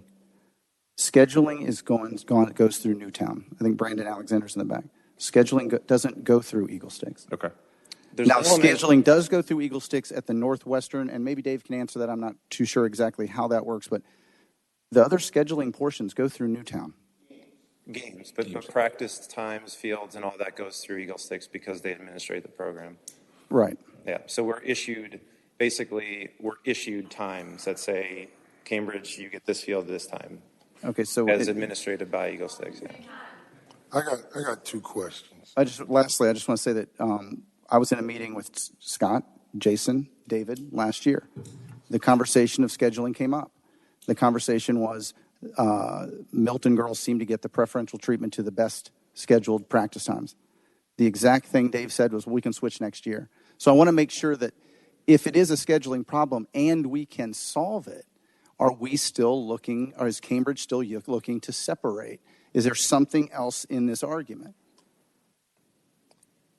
Because if it's identity, if it's scheduling, I want to make sure we're identifying the real issue that we're talking about. And I guess, again, I have all the respect in the world for Eagle Sticks and for the Milton program, and I want them to continue to have success. I hope they feel the same way about us, right? So all we're looking for is equal position. That's all. And again, that's all. So, are we saying when we say equal footing, we want two competing programs? Is that we want to have them separate so that it's just a Cambridge program and an Alpharetta or a Milton program that kind of works with the city to figure out, and then they get to plan their own. But I'm assuming that the city would have to say, well, you guys get the field Monday through Wednesday, and Wednesday through Friday for the other people. On the boys' side, the model's there, right? That's exactly it, right? So it would basically exactly the way the boys work. So you sign up, and you've got North Georgia Rec who administrates that, and so we don't have to make up a new model, right? It's there, and I think it's very similar to what you described with the football model. Question: even if we went to a North Georgia Recreation scheduling control or whatever, what effect, if any, is it going to have on the players that play for Eagle Sticks and the ones that play for Cambridge? Is it going to change any competitive edge on the field? Are they still going to get the same players, and you're still going to get the same players? The same total set of girls are going to be there, and then they're just going to be on the different teams. But I'm saying you're going to get the same girls whether they do the scheduling or North Georgia does the scheduling. No, because at the younger age, right, they're all mixed together. So it would be that you would separate them, like on the boys' side. So that would be the idea, I suppose, is that it would be organized just like we do on the boys. Assuming that works, right? Again, we'd have to collaborate on this because we've never seen what it looks like at that age, but we're open for it. We're, open for that opportunity to explore that. Jim, question for you from an operational standpoint. If we went to the proposed structure and one day I just wanted to create Phil Cranmer's youth lacrosse and I go to North Georgia Rec, am I able to get field space in the city of Milton? I would suspect so, yes. So I'm trying to tie this to football. We put out an RFP and we select a City of Milton provider for all of football. Correct. In this scenario, the providers proliferate and we have no... The provider is North Georgia Recreation. And then it would be up to North Georgia Recreation to accommodate any sub-partners that come along. And we have no control over the number of sub-partners? Good, Tom. Let's talk it through. That would probably be a change to the contract that would have to go through this board to be approved. But it could happen. Sub-partners are approved, right? The sub-partners Do are we not, approve the sub-partners? the sub-partners are not currently approved. They have evolved. What we're talking about here is we're coming up with something where we would have to have sub-partner agreements, if you will. And that's where we could put in things like the requirement that, you will accept any child from any district. You'll offer rec. What? You'll offer rec. You'll offer rec, yeah. And again, that would then be up to the parents to decide which they think they get the best experience.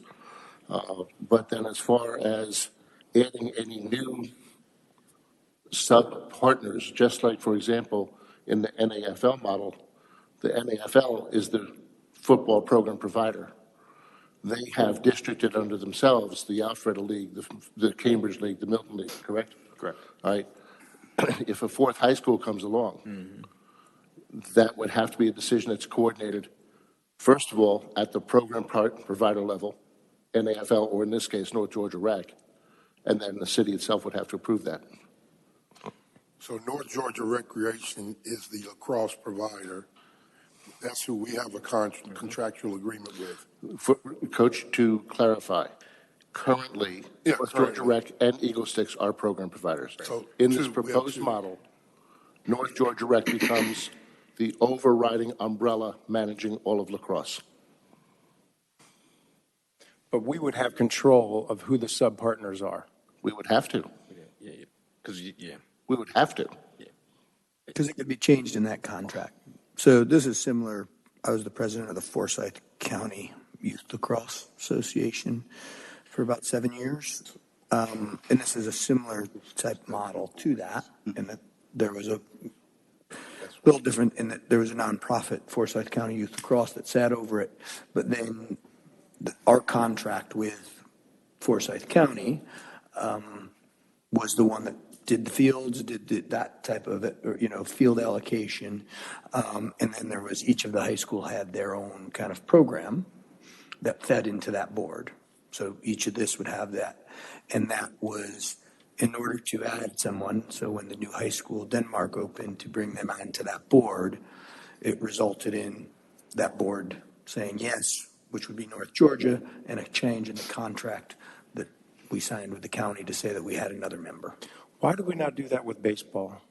What's uniquely different about Hopewell that it's not divided? Baseball coaches don't care about kindergartners playing Yeah, baseball. it's a rec league. It's for fun. It's all It's pretty simple.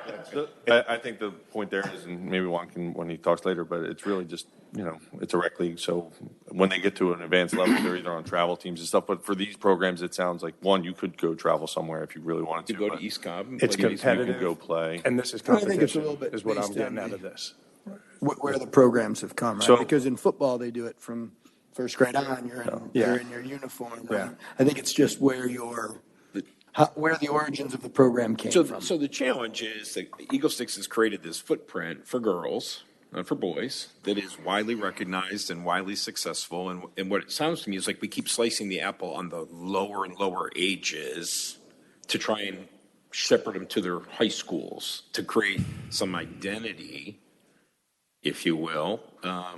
But a girl who rises from a kindergarten lacrosse player, at some point she makes one of these high schools or one to be built, she's going to want to play in Eagle Sticks on a club team. Does that not change? I mean, she wants to be in this nationally recognized program. Mm-hmm. So instead of the argument is, instead of her growing up in Eagle Sticks, we want her to grow up in one of the appropriate zoned high schools when she's a kindergartner. That's what we're talking about, I think. And that's foreign to me. Well, I think I would put it a little bit, if we spun it the other way, right? As Joey said, within Eagle Sticks, there's so many times that his daughter's playing with Cambridge coaches, Cambridge that, right? I think that Cambridge would say, hey, we have an infrastructure where we already take registrations. We already do things very well from that side. Why wouldn't we just roll everybody into that same structure, right? We think, I don't speak for the board here, for the Cambridge board there, but I think that the thought would be that to Jason's analogy, Georgia probably thinks they can do it better, What, right? Or has a way to skin I that guess cat. the question, and maybe this is Or because differently. when Cambridge became a high school, but is that when the split happened? Because, I mean, obviously, it sounds like North Georgia was running a boys program. There wasn't a girls program, so Eagle Sticks came along and built that program and became a sub-provider. And then is that when Cambridge came along later, when Cambridge was built, and they said, we want to have our own kind of program and put it in there? Or? I was trying to get some history, and I do think that the boys program formed right around the same time as the school forming, so it was 2012. Okay. And then I think at that time, and I don't know the history, I wasn't involved back then, but the girls just, stayed separately over there. So. Right, okay. But the boys program did form in 2012, and I think has just been operating that way since then. But is operated or kind of in conjunction with North Georgia? I think so. I'll defer to Brendan on that, but I know our program started then for the boys side, yeah. Something else to think about, though, is there's a few things here. One, how many teams are you anticipating if this happened next season? I mean, how many kids are currently Cambridge kids in the U9, U11 level? And are we looking at how many teams? Yeah, see, that's exactly why I say I'm all up for collaboration here, because we have no visibility, right? I really don't, I can't answer that because the registration all goes through Eagle Stick, so we've never seen the numbers. It would be great. David, is that something that could happen? Yeah, I mean, and like I said, I think this would be great collaboration. We sit down and say, okay, good, we have enough for 2 teams, perfect, we're good to go. I mean, we don't know, right? We've never seen it. So the next question to that would be, as you build that program and even maybe right off, are you anticipating travel teams or advanced level teams? The reason I say that is now we are talking about an adverse effect to our current provider. So I don't think any of that changes, right? What we offer are rec teams and select. That's completely different from the club and all that. That club stuff can continue. We're not getting into that space, right? Cambridge Youth Lacrosse is just the rec and the select teams. That's all we're looking to be, right? But the model's set for that. Yeah, that's what our model is, right? No, I mean, the model would be set as soon as you move this to this change to a different organization. That is a potential of the building that identity, as we keep saying. What potential are you referring to? Kids, instead of playing for Eagle Sticks advanced teams, playing for Cambridge advanced teams. Are you talking about the club teams, like the No, elite I'm talking programs? like the NGLL. Yeah, so those are the elite club, right? So Right. there'd be no change there, right? If a child chose to play, I think it was mentioned before, those club teams are independent, right? They're not part of the feeder programs. And so if the kids chose to play there, that's their choice, right? There's Sozo, there's those Eagle Sticks. Those club programs are unaffected by this because this is all about the rec and the select. So that doesn't change. Kids always have the choice. Aren't you guys currently working on a travel program for Cambridge? A travel program? A travel team, a U9, U11 team. So I'm CYL, right? We're rec and select. So that's the stuff that I'm focused on. Jason, But that is not, as I said before, the Iona program does have a U9 team on the girls' side or U11 team on the girls' side. It's 10 girls that weren't playing, but that is not, that is not, the Iona program is not affiliated with Cambridge Youth Lacrosse. Yeah, right. I think so you're talking. Okay. So it's not the same. But Cambridge is currently working on a small team for U9, U11. I forget what it is, 3rd, 4th grade, which takes their option from playing from a travel team. It is an option, not necessarily will they do it, but they could choose not to play with Eagle Sticks. Travel program. And I know that it's a parent decision, but I'm just saying that the option gets played once this starts getting like this. It gets out there. So I guess what I would say is, again, just to be clear, and I think we clarified it in the last picture, is that Cambridge Youth Lacrosse is rec and select, right? That's what my board is responsible for. That's what we take care of. There are club programs, right? So Eagle Six has club, Iona's a club.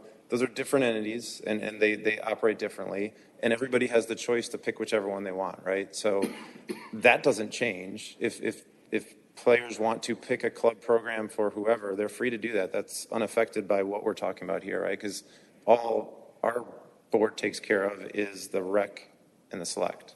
So who is the team affiliated with then? The U9, U11 team? That's a Iona team. So this is a separate thing. Yeah, Yona's not part of Cambridge Youth Lacrosse. Right.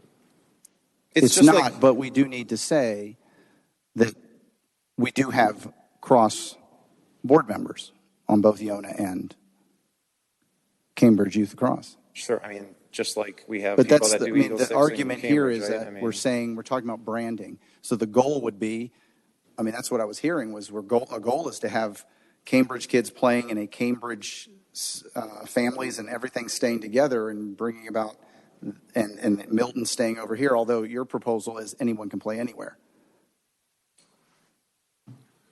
Yes, that's Right. what we're saying. A person, what I'm proposing is that a person who wants, if you're going to have separate sub-providers, what would prevent a person from saying, I'd rather play in this league as compared to that league? Right. Okay? Yeah, I mean, it's interesting. I mean, the discussion that's going here versus for football a couple of years ago, we had one football team, and we were all Cambridge. That's just where the head coach was from. And there was Milton, Alpharetta kids on the team. Last year we had two teams, and you know it became kind of heated to a degree of people wanted to stay with a certain team even though it wasn't their high school because you know we had success, it was fun, but you know the feeder model split it up. So it's interesting that you know even if we had you have the options. Do you want the identity or do you want to be do you want to go to the better program? I mean, it's interesting that we're giving that option. It's, I mean, you're talking the identity of Cambridge, or do you want to play in an elite program as opposed to just the club or not the club, sorry, Bracken Select. So, whichever avenue you take, you're probably going to run into people saying, well, I want to stay with this team, even though I'm not slated for that school, or, I want to be part of the high school team avenue that, just people are going to vary there. So, because I've been on both sides of that. So I don't know if that's really an issue or something that you're going to be able to solve just by picking one option or the other. I think you're going to run into feedback from both sides. But, like if you say you can sign up for Milton, Cambridge, Kings Ridge, or whoever, even though you're zoned for Alpharetta, then it becomes, well, if I'm Cambridge and I want to play on Cambridge, but there's too many people that signed up for it, now what do you do? Mm-hmm. So. Or too few. Or too few. But yeah, that's just it. It's, I want to be in this program. There's too many people now, so either we're going to have to bump people that would be in the Cambridge program eventually, or then we take those people that wanted to be in that program and say, no, you have to go play in wherever you're zoned, or this team that doesn't have enough. So I don't know if it makes it any easier when you have multiple programs like that. Other questions for Jason? I know we got a few other people who want to speak. I'm not trying to shut them off. Mr. Pulaski, thank you very much. thank you very much. Thanks, Jason. Appreciate it. The next person with the public comment card is Mr. Tim Bibler, who also indicated he was speaking on behalf of Cambridge Youth Lacrosse, having submitted the affidavit. Mr. Bibler, do you still wish to come up, or are you comfortable that it has been covered by Mr. Pulaski? I'm not trying to restrict your. Yeah. Okay, that's fine. Thank you. Next, we have Mr. Michael Windler.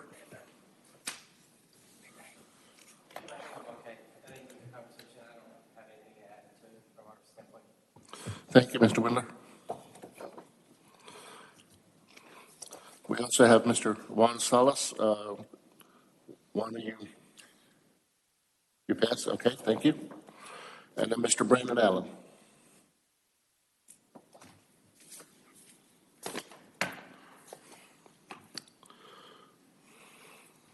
Remember your name and address for us, Brandon. Got it. My name is Brandon Allen. Address is 2755 Laurelwood Lane, Alpharetta.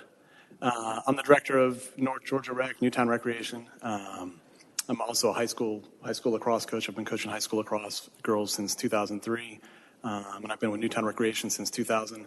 I feel I'm kind of like Switzerland. I want to help everybody. I want it to grow. I want to try to eliminate the animosity and the rivalry that is naturally there.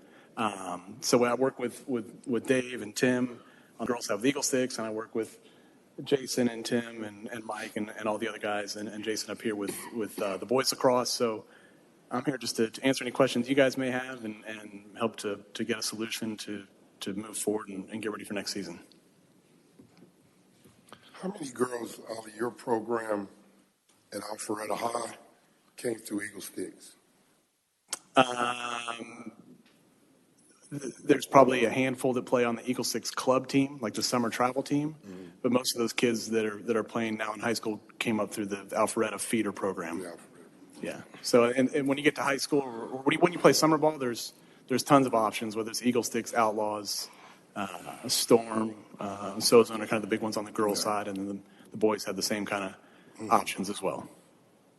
I guess the other question probably is even more difficult to answer, but do any of those girls that came through in the Alpharetta program are Milton residents? No. Okay. No. Yeah. Why so many sub-providers? Pardon me? Why so many sub-providers? Like, or how do we get into this situation, I guess, as if, like I said, when I was trying to get the idea here, you know, we had Eagle Sticks that had a girls program, you had the boys program, and then we put Cambridge in the middle, and they have, you know, you run, it sounds like the boys are run through your program, and then the girls in the fall. Maybe I'm wrong. Go to Eagle Sticks? It's somewhat incestuous because Newtown is the overall umbrella we're the biggest league in Georgia. We've got 254 teams this spring. So Eagle Sticks will register their teams, whether they're Milton-centric or Cambridge-centric, and Tim and Dave will come to me and say, hey, I've got 4 U11 teams, 3 U9 teams, you know, this many middle school teams, and we'll manage the schedule. We'll do the officials, deal with any issues that coaches or parents. So we're kind of like the clearinghouse. Why is it that way? I don't know.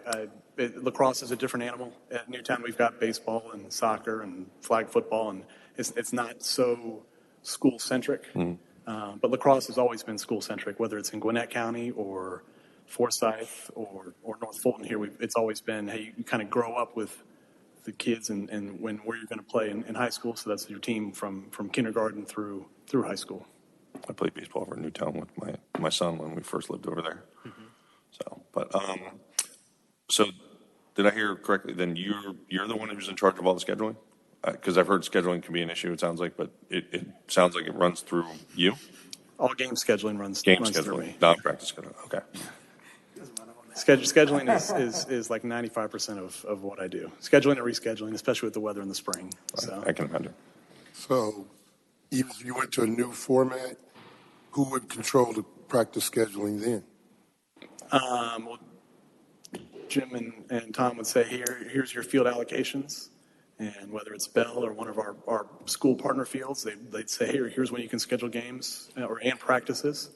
And then we'd have a scheduling meeting with all the players involved. And usually when we do that, nobody gets happy. You know, everybody gets one day they want and probably one day they don't want. And maybe it's only one touch a week on Bell's turf fields and another touch a week on the grass fields. But, you know, that's the way scheduling is. You can't make everybody happy and as far as practices go. In games, we try to play all the games we can at Bell just because of, I think Dave mentioned, you know, a strong rainstorm can knock us out for a weekend. So we play all the games we can at Bell for both boys and the girls. So the only difference right now is that you all don't do the scheduling for practice. That is correct. So if you took over scheduling for practice under the current format, there wouldn't be a need for any other change. What I'm proposing here is we're going to let North Georgia Rec know which fields are available. And what I think would make the most sense is to designate certain partners. For example, Northwestern Middle School, there's a $200,000 investment by Eagle Sticks. Leave that as an IGA field the Northwestern uses, and then allocate field space of other schools to other program partners. And so do the big layer of allocation, and then the actual, you get 5:30 to 6:30 on this day, we would turn over to North Georgia Rec. The big money. Who in turn is going to turn it over to who? Because he already says he doesn't do practice schedule. Well, under this model, I would. We'd have a scheduling meeting and we'd sit down and we'd divvy up the fields. Okay. Do you guys do that with boys right now? Yep. How does it go? It's gotten better over the years. Nobody's ever walked away from the table totally happy, so I think it's normal. Nobody ever walks away from that. Everybody wants 6 to 7:30 on every night, right? Like, that's just the way every program across America wants that, right? Right. That's the way it is. Dinner at the park. It was the same arguments in Forsyth County when we were dividing up fields. It's the same everywhere. Everybody wants 6 to 7:30. Well, I think that's pretty common, period, in sports. Correct. It's Plus, in school, varsity gets prop billing, and everybody else falls in line, be it JV, middle school. It's everywhere. There is no perfect scheduling system.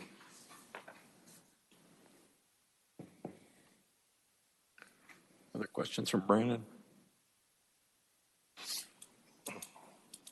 Brandon, so the proposal of you taking North Georgia Rec, grabbing administrative responsibility for all of the sub-partners, for lack of a better word, is that a problem today for North Georgia Rec? Or is it, from your perspective, is it solving a problem that you're hearing about? Or is it just putting it all in one bucket and then there is one meeting where it's all allocated and the chips fall where they may and people, as Jim said, walk out, some happy and some not so happy, and we do it once and we're not constantly griping about, well, it must be an issue that somebody else got preference. Is that the real problem that we're solving by? Yeah, I think maybe we're helping feelings, and that's certainly within our that's what we do. I mean, I feel like we're a management company that does scheduling, and it's not anything we don't do now. It's just changing the way we do it now a little bit. But if we'll work with Jim and Tom, and if Northwestern is more Milton centric, we'll schedule the Milton girls youth teams out there, maybe Milton boys teams out there, and then we've also got Hopewell and Cogburn Woods that are maybe a little more Cambridge centric. So we'll try to load those teams up, and the boys side it's worked well because they work well with each other. And if there's ever half a team from Milton and a half a team from Cambridge, it's just a team, or if I get a random person coming from Alpharetta, I'll call Michael or Tim. I'll say, hey, I've got a kid that needs a spot. Can you guys accommodate? And they do. It's and I think it'll work well on the girls' side too if we choose to go this model. If not, and it stays the same, it all comes through Newtown eventually in some form, as far as at least games and officials and stuff like that goes. It's certainly what we do. So it's not anything new. Any other questions?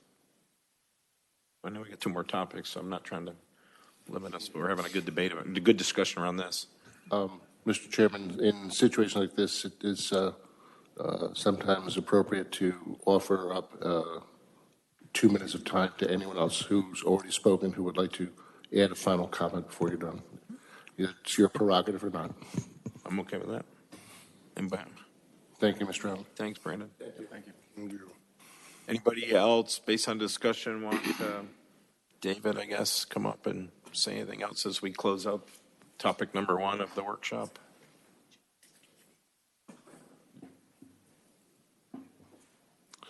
Mr. Winsness, I do have to ask you again to read name and address into the mic. Okay, David Winsness, 2215 Densmore Road, Milton, And Georgia. this is 2 minutes of comment, sir. Yeah, I just want to say we do from U7, if we have a preschool team, all the way up through U11. We practice at the same time with Cambridge on the same fields. So it's not scheduling the fields. We practice at the same time. There's not an issue with that. I think it's a money issue. He said, well, we're a nonprofit. Well, nonprofits can put away a lot of money. For the same feeder team, we charge $225 a girl. They charge $590 a girl. Do you think they want to do U11? Yeah, they make more money with U11. Do you think they want to do U9? Of course they do. They want to make more money at U9. We charge less money. We charge I would say, split, charge the same fees. And the reason that we use Eagle Sticks uniforms is to keep costs down. Our travel teams use Eagle Sticks. We buy one uniform. When the girl grows out of it, she gets another Eagle Sticks uniform. So when you play a club, you'll have to go get the club uniform. You got to get a rec uniform. You got to get a feeder uniform. Now, sometimes we use Milton uniforms for feeder, but they're hand-me-down from varsity to JV to feeder if they're in shape. But a lot of seasons, we'll use Eagle Sticks uniforms for even Milton feeder. So to us, it's just a name. But the only reason we haven't changed it at the rec level is it is nice to save some money. The uniforms are $50 to $70 to be able to use those uniforms until you grow out of them. But we practice, the main thing is we practice at the same times. So it's not a scheduling, the only issue is at their request, they wanted to put their feeder girls teams on the turf fields, right? We were, leave us alone, we'll fill up the grass. It was their request to be on the turf field, and we requested that on their behalf, and it was a battle. It was a battle against the boys Cambridge and the Milton because they both want that field. And I get it. Part of the reason we are on grass is we know that girls are lighter and they don't wear the big cleats and they don't tear the field up. So we told Milton, put the boys on the turf first, at least the big boys. And if there's, if we can put some feeder out there, great. But we elected to do that. And that's why we don't want boys on Northwestern. We will take our rainouts, Mr. Winston, but we can don't you want to please tear up the wrap field. up? Thank you. Okay. You Anyone? want to call the next item, Jim? Anyone else? Huh? Does anyone else want 2 minutes? Yeah, anyone else want their follow-up 2 minutes? Jason, sure, come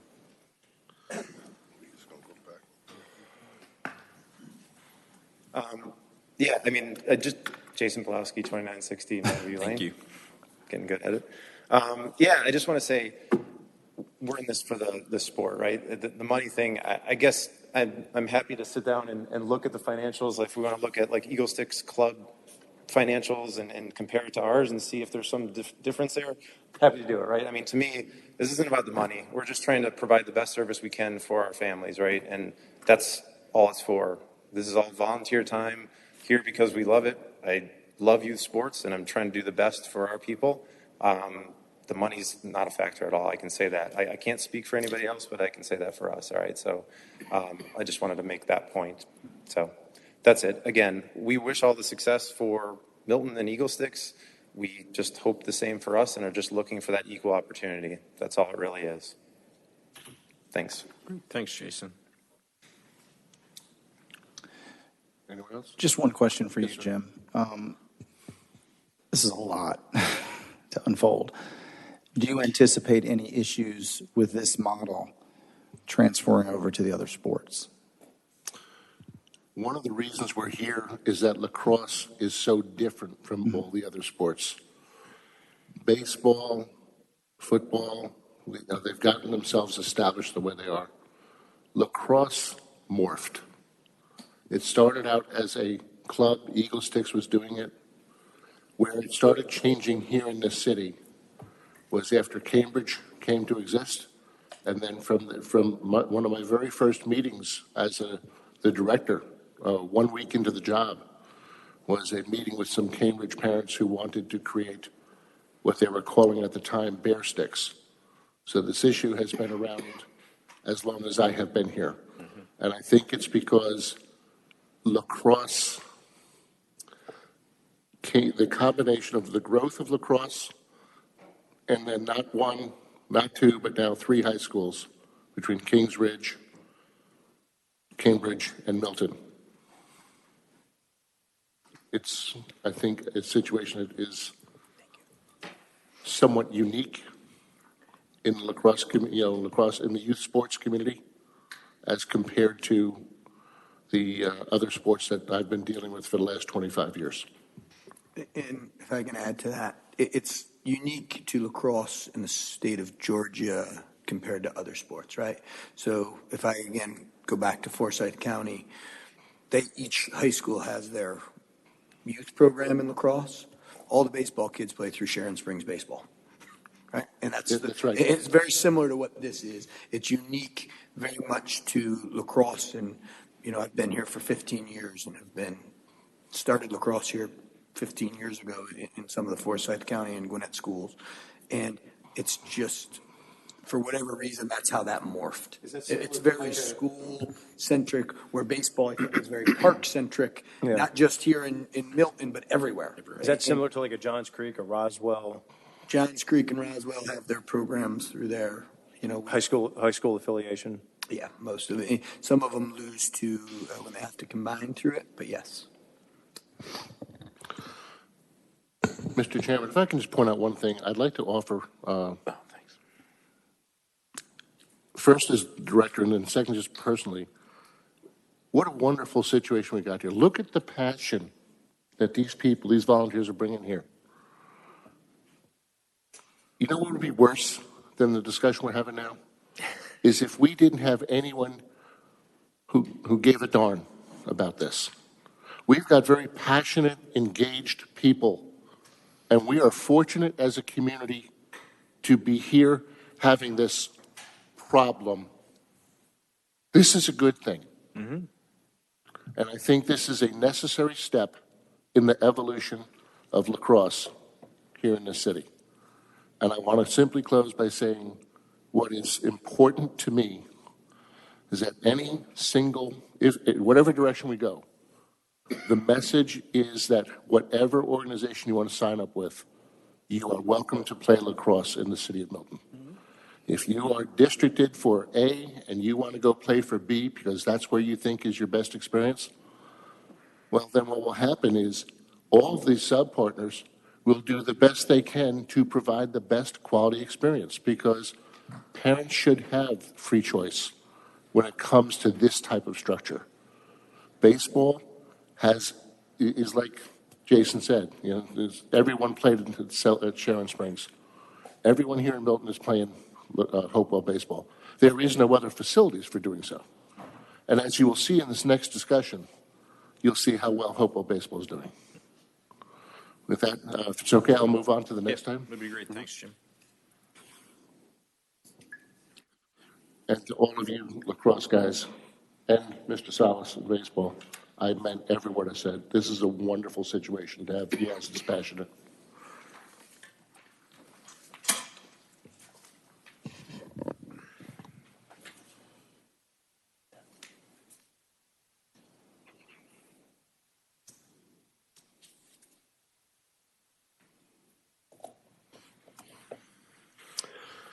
Okay, so we're having record growth, and you're going to see where we're at right now.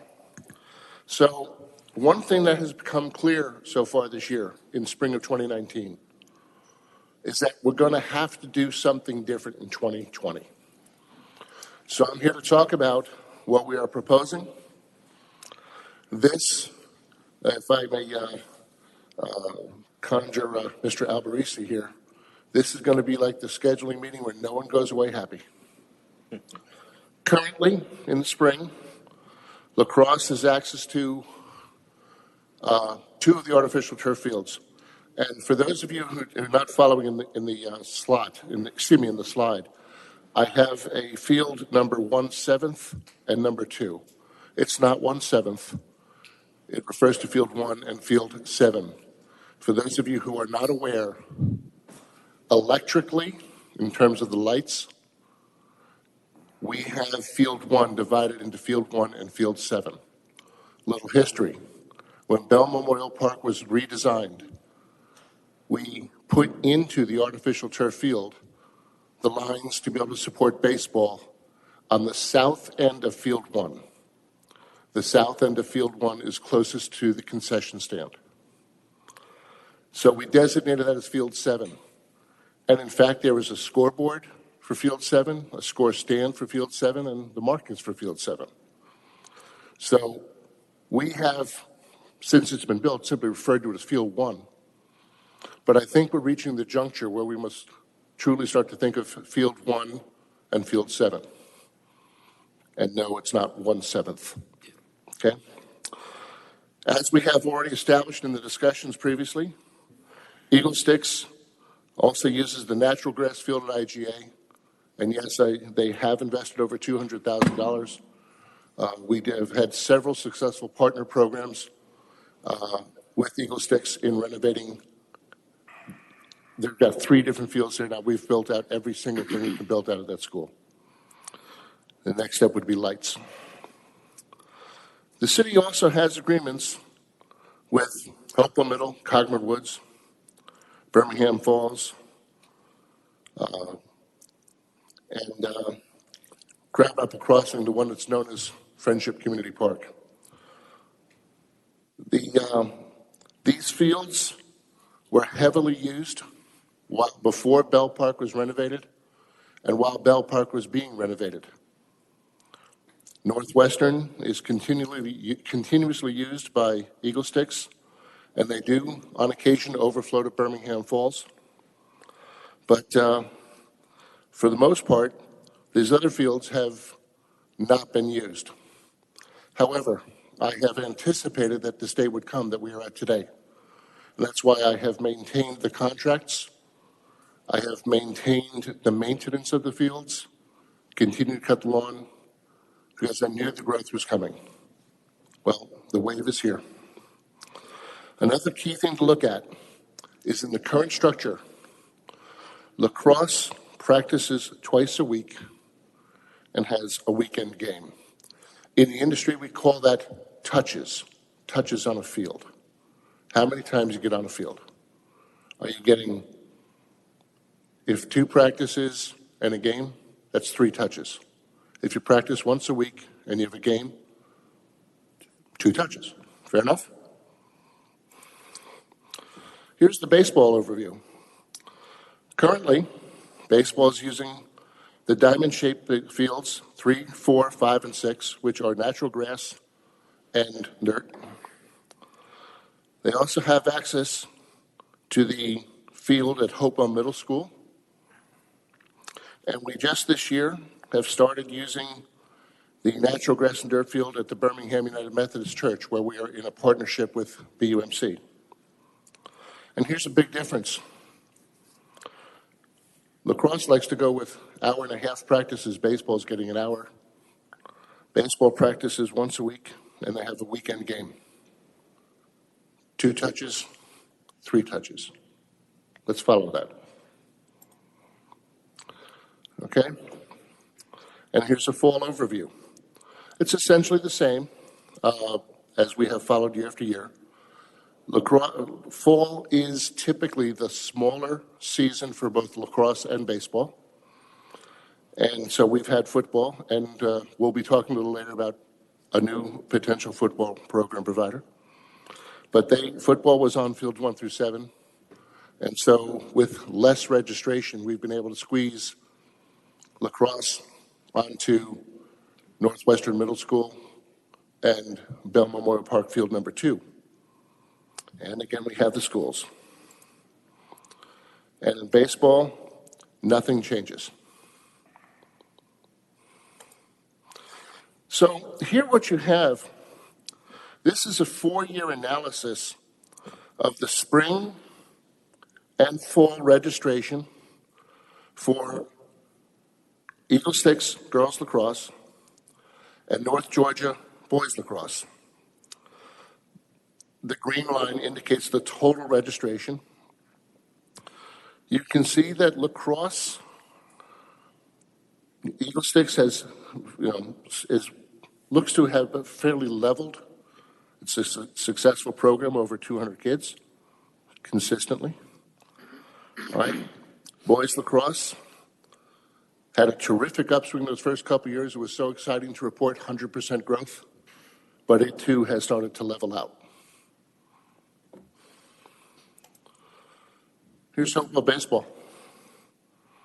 If you look at spring 2015, the number is 0 because the field was still under construction. That first year back, we had a whopping 146 kids. The year 2016 indicates the first year that Mr. Salas was directly in charge, and you can start to see the growth patterns. 2018, spring registration was 543 kids, and a total registration for the year of over 900. So I've got here, I've been able to collect data. It is not yet fully verified, but working with Mr. Allen and Mr. Salas, we were able to collect data on girls and boys lacrosse as well as baseball. Take a look at the numbers.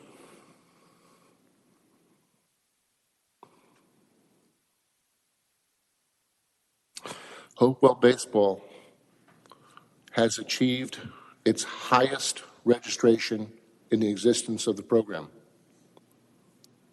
I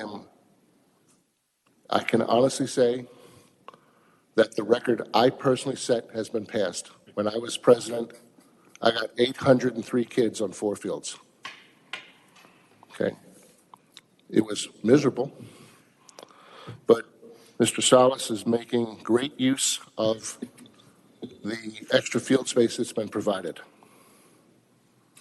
And again, we have 810 participants getting 2 touches a week, and we have approximately 575 or so lacrosse players getting 3 touches a week.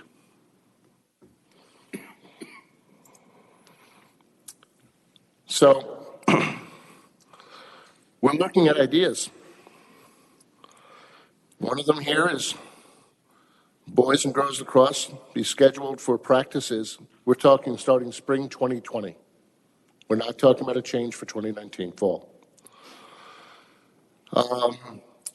Scheduled for practices at Bell on Field 2, and we start to push lacrosse to the IGA fields. We know there's going to be some pushback. Once you've been on a turf field, a lot of folks don't want to go back to grass. I understand that. But unfortunately, we only have 2 artificial turf fields. We're proposing baseball to be on the 4 dirt fields, diamond fields, I should say, and also field 7, which leaves the north portion, field 1, available. And I think if we worked very closely with Hopewell Baseball, as well as with North Georgia Rec in scheduling, if we scheduled younger people for various practices, there's 360 foot, we can probably work it out and have a half field for lacrosse. Let's talk about the IGA field issues, because the people watching this, they already know it, but let's put it out on the table. Lights. We can do temporary lights for lacrosse. Is it optimal? No. Let's not kid ourselves. But it's a way to keep the kids playing. We're trying to come up with solutions here to come up with these lights. We've got portables, they're generators, the arms swing up, turn the lights on. These would be most necessary in the prior to daylight savings time. We do not yet have permission to put lights at Birmingham Falls Elementary. There are some local community issues, and I'm not going to sit here and say I'm confident we can work it out. If we can, that's a plus. But I'd rather speak in terms of the known reality and then hope for the best. We also can't put up temporary lights at Hopewell Middle School for the baseball field. What you folks may not be aware of, when we knew Bell Park was going to close down, I did extensive research working with the Fulton County School Board to be able to put up temporary lights on the baseball field at Hopewell Middle. We also had to work with national safety standard agencies. What is considered acceptable for temporary lighting on fields? The biggest difference that the national, oh goodness, it's a 4-letter NSTA or something like that, is that a lacrosse ball generally doesn't go very high in the air. So the light that you can get from a temporary light 20 foot up in the air is sufficient. But given that the height of a hit baseball can go in a pop-up, the standard is a minimum of 70 feet. Combined with the Fulton County requirement that a temporary structure must be able to withstand 90-mile-per-hour winds, I found one opportunity to put up temporary lights, and it was in excess of $250,000, which is more than putting up permanent lights. So while there is a technically feasible way to do it, it is unviable. Let's talk about bathrooms.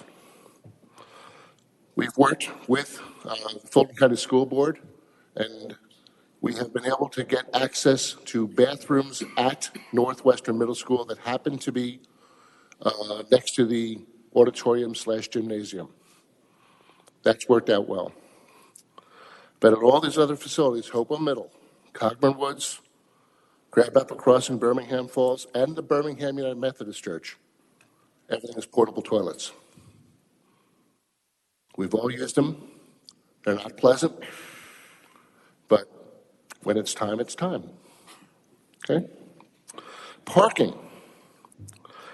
One of the good things about these IGA schools is typically you have parking very close to the fields, except at Hopewell Middle School, where you have to walk past the tennis courts, down 30 steps, concrete steps, across the bridge that crosses the creek, up 8 more steps, whereupon you come out and find yourself at the rectangular field as well as the baseball field.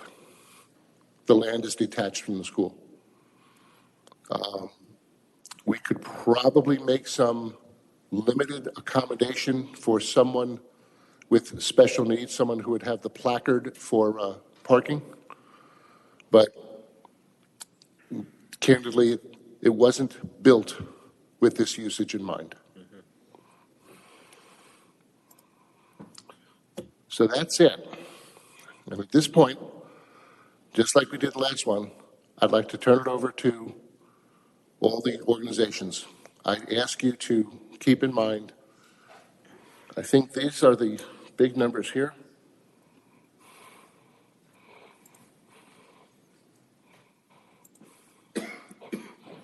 This is what we're looking at in spring. This is probably the key slide. And Mr. Chairman, I ask you and the board, do you have any questions for me at this time? Gentlemen, questions for Jim? I have a question, but it could be any time. But if you want to answer it later, that's fine. Just curious, we're talking about one extra field, right? The baseball, the rectangular field being added into baseball. Yes. So we're just talking about the one. How will that work with touches for baseball? This doesn't change touches. We're not talking about changing touches. So it'll here. be the same. It would be the same. Right. This is just to accommodate the anticipated growth. Correct. Okay. Now, let's put another thing on the table. Will the change in the MOU have any impact on baseball? It may. Okay. But it would also have the same impact on lacrosse. Right. But let's be very candid here. We're not talking about an effort to try and equalize the number of touches. We're not talking about taking away the number of touches from lacrosse. We're not talking about adding touches to baseball. But if you look at this past spring, how much was rained out? Well, go ahead, Mr. Johnson. Yeah, I mean, we had, before games started for baseball, probably 6 practices scheduled per team, I think it was. And if you were lucky, you got 3. I think most got 2 before the game started. So Yeah, similar to the girls lacrosse, Yeah. probably. Yeah. Yeah. Yeah, and yes, lacrosse lost out over it. All right. And also, those organizations, and I'm not picking on lacrosse, it's just making observational, they were the ones using the artificial turf fields because of the way they're designed, the way they're built, and the way they drain. They can keep going. We're happy about that. But we also have 810 people we need to find a way to serve. And no, I'm not proposing that we would take all 810 people and put them on a lacrosse, an artificial turf field. Simply having access to the field would give Hopewell Baseball the opportunity to do some type of modified special scheduling to get on the field, get some practice. Mr. Stahusky, I believe you have told me on occasion that you recall seasons so rained out in the spring that on opening day, coaches were meeting their players for the first time. Yeah. I have experienced that as well. I know early days when the Belmora Park design, and Jim alluded to it, when I was president and we closed the park, and I said, you're going to close the park and give me back 4 fields. This isn't a good plan. I had 4 fields. I wanted something more, and that was kind of what generated the idea of a baseball field. My idea was always put the youngest kids into turf fields because then they don't get rained out. They get their practice, and they get a perfect conditions for them. So that was always an idea back in the day. One comment, Jim, in this slide in front of us, in the girls lacrosse, should the Eagle Sticks 143 be identified as Milton? Well, what I did is I recognized the fact that the Cambridge Youth Lacrosse numbers represents the middle school select program that they've referred to that they themselves run. Eagle Sticks, this is their rec program, as well as the other programs they have, but this combines girls who are both schools districted to Cambridge, but they're registering underneath Eagle Sticks. So then the 40 is not rec, but feeder or It would select? yes, it is the select okay. program. That helps because I just want to be so we're consistent in our breakdown and discussion here. Thanks. Any questions for Jim?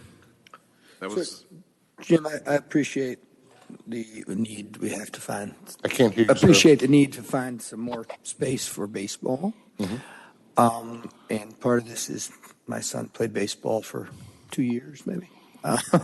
So I'm not 100% familiar, right? But I know a couple thoughts. Have we explored, and this may not only be just a temporary or partial issue, but is there space that additional batting cages could go where that may be a help? I understand some of the fielding.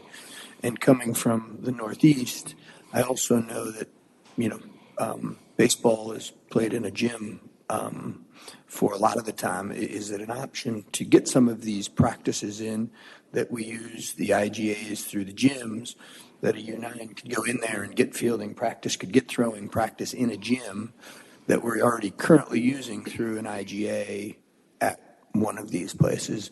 And that, I will tell you that when my son was 5 playing baseball in February and it was 33 degrees out there and miserable, the gym may be an option. So that was what, May? Yes. And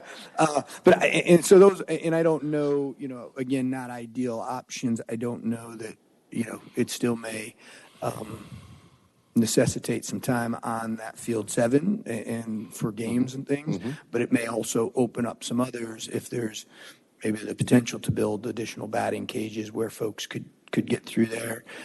Or again, growing up in the Northeast, baseball was played in the gym for, the first couple weeks, months. The answer, it's a great question. The answer to your question is this. First of all, the city of Milton does not own any gyms. Well, I was saying through the IGAs. Yes. We do use the gyms of the IGAs, and we even use the gym of a school that we don't have an IGA in. But the growth and success of our basketball program this year, having topped over 400 participants when just 5 years ago it was 54, we are using up all of the gym space that we can get at to expand and support basketball, and we're actively searching for more gym space for basketball. So playing it indoors. But I'm just, because basketball, I think there's only a week or 2 overlap there, at least basketball to lacrosse, right? Right? I would assume they start that first week of February. Most of the basketball rec is done that first week of February, give or take, right? I don't know. When Basketball runs, depending on the weather too, with the schools closing, it could go into March. Ideally, it's done in the middle of February, but that hasn't happened the past 2 years. And as far as additional space, as you may recall, with the master plan that was just approved last month, there's been recognized that active field space we are woefully behind on. And I am searching, scouring every single opportunity for rectangular space and for diamond-shaped space. But it's not coming out of the ground real soon. Yeah, and so this is one, and this may be a huge long shot. Have we explored anything from an IGA with Forsyth County at Fowler Park? I've been on that. They have lots of fields, and they are turfing them. I've been up there the past 2 Saturdays, and 4 of those fields are sitting empty. Well, we're playing on a half a field, and so I know they're in that process. I know it's probably a long shot. I don't know, but at least for several of our Milton families, that's as close as that's very close for many. There was an effort, and in fact, there was a plan put in place when Bell was being shut down to lease fields from Fowler. And the challenge was parents getting there in the evening because of the excessive traffic on Highway 9. And that's why that didn't work as an idea. At best, if we were to pursue something, and I do have excellent relations with Forsyth County, and clearly they've been willing to work with us in the past. At best, we're talking perhaps on a Saturday, but again, they have their programming to get through as well. It is a valid, but it is a long shot. Yeah. But thank you for the input. Hey, Jim, I see Kings Ridge is, listed in the lacrosse feeder program. Have they ever been approached to use their facilities since they have a team? They don't have a baseball field. I'm talking about lacrosse-wise. Space for lacrosse field or rectangular field. We have not approached Kings Ridge about using their rectangular field. We kind of recognize that when Kings Ridge reaching out trying to get field space from us, that kind of tells us the story right there.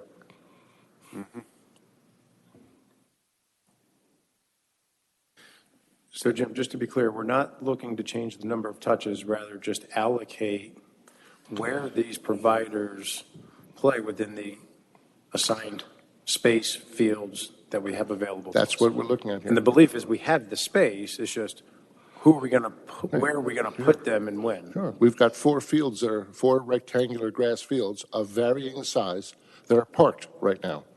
One is being used actively, and that is Northwestern Middle School. What we're saying here is, as taxpayers, we are paying to support and provide these fields. The growth is now pushing us to use them. I just want to follow up to Coach's comment about Kings Ridge. It may be worth it just on Sundays because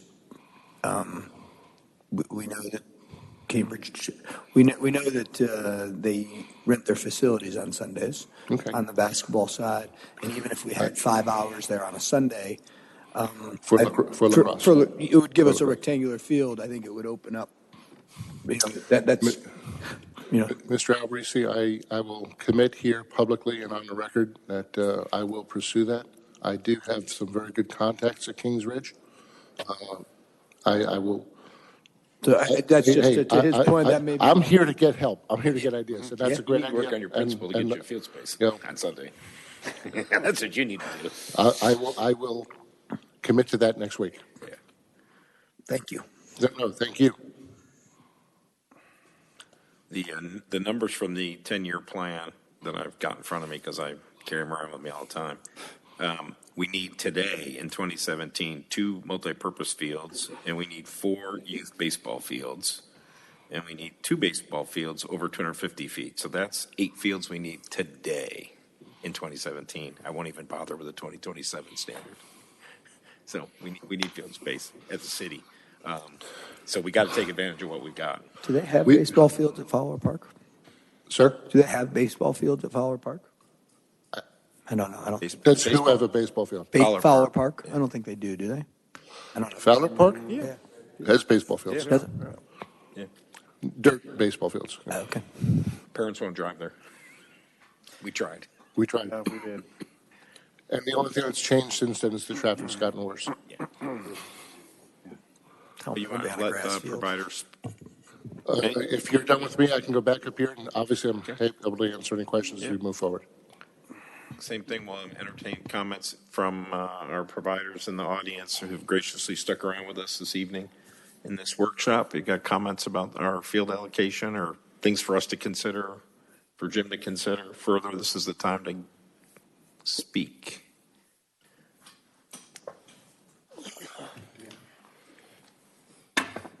Again, if you choose to not speak on the subject, we ask you to pass, going in the same order that they were handed for last time. Mr. David Winsmith, any comments?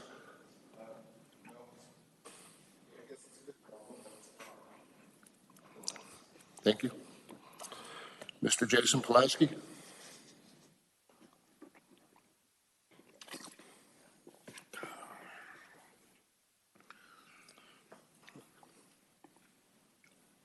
So, hey, we haven't met. We've got your I'm address. Jason Pulaski. We've got your address. We've got your address. 2960 Manorview Lane. It'll be still. I haven't moved. Feels like we've been here for enough for me to move, but no. No, I think, again, it's a great problem to have. I played baseball until high school, so I guess I'd welcome the opportunity to sit down and look at all the options and see how we can deal with it to maybe keep everybody's experience the same or better, right? I mean, as Jason pointed out, I just looked on the map. Fowler Park has 4 baseball fields. Maybe there's other options we can explore. Maybe there's other ways we can use it. You know, I noticed the 3 touches here.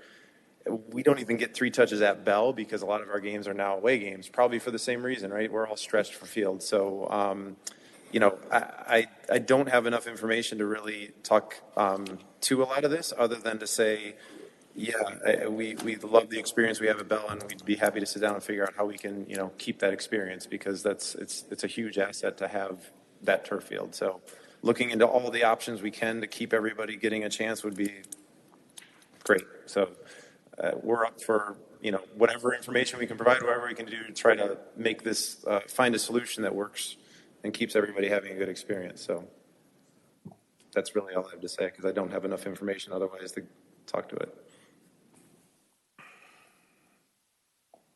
You don't have any land for sale, do you? Jim's looking. Yeah. Yeah. No questions? That was short. I've got like 8 more minutes. Okay. Thank you. Thanks, Jason.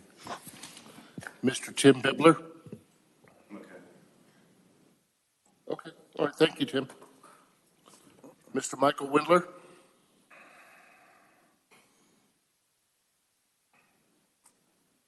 Hi, everyone.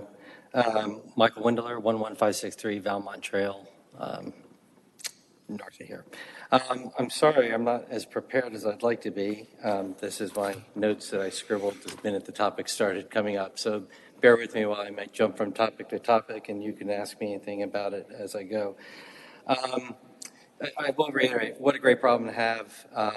And, you know, when I think back to as a kid when I played sports, the only time I ever thought I'd get on a turf field was if I made a professional team somewhere. So the fact that our kids get this is amazing. And I do appreciate the solutions being offered and considered. Correct me if I'm wrong, the city has 5 baseball fields and 2 rectangular fields. Is that what you mean by multi-purpose? Is that what you...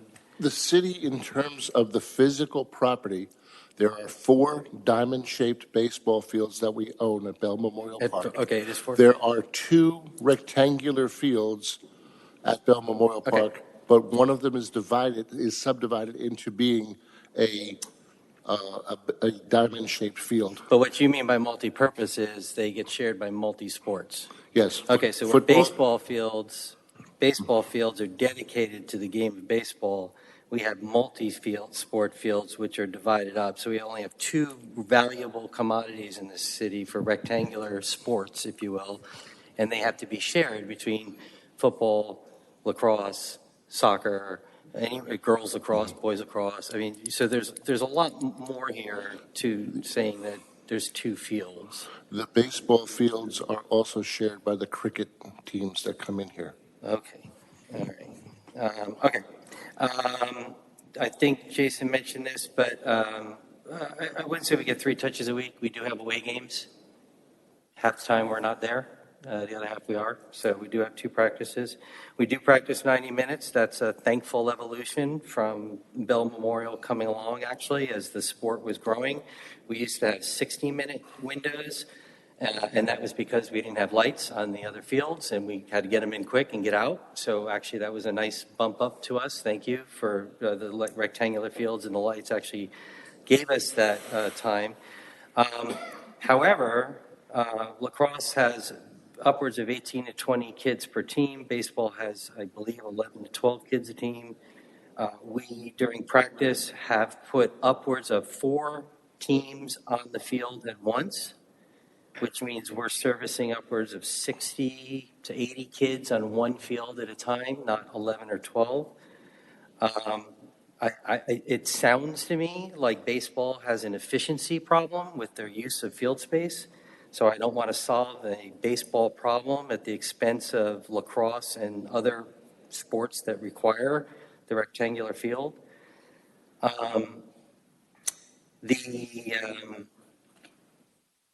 Other fields that are available, I'll be blunt and honest with you about these. Hopewell Middle School, the school administration there is openly hostile to us. We've caught them doing everything from throwing our lacrosse goals into the woods to not getting off the fields when we show up for practice, and the coaches there just ignoring us and not letting us on at the time we were given. That was our history with them. Birmingham Falls has made it very clear for a long time they don't want boys baseball tearing up that beautiful flat field in the back of their school. Boys baseball doesn't play there. I'm sorry, boys, what did I say? Boys lacrosse, I'm sorry. They don't want boys lacrosse on that field. We've begged them for years to rent it, to pay for it. When we were desperate for space, we offered every which way we could to put people on there, and they wouldn't let us. Northwest Middle School, I'm not sure what field we're talking about there, but Eagle 6 paid for it, and I wouldn't want to tear it up. And I don't have the money to fix it. And Cogburn Woods is a big open potted field. I mean, you could break an ankle walking across it, let alone trying to run across it and play a sport on it. The temporary lights, again, which we paid for as a temporary solution, a lot of money. They're very loud. And they're too low. So they don't go up high enough to cast light down on the fields. They blind the kids. So they go to throw a lacrosse ball, and they're staring into a temporary light. And it was a terrible 2 seasons that we had to use those lights. And then I'll make a couple other comments. Again, I'm sorry, when I first started this, I should have mentioned I'm the president of the Milton Boys Lacrosse program. So I apologize, I didn't say that at first. The other 2 things that I just want to bring up, I don't understand the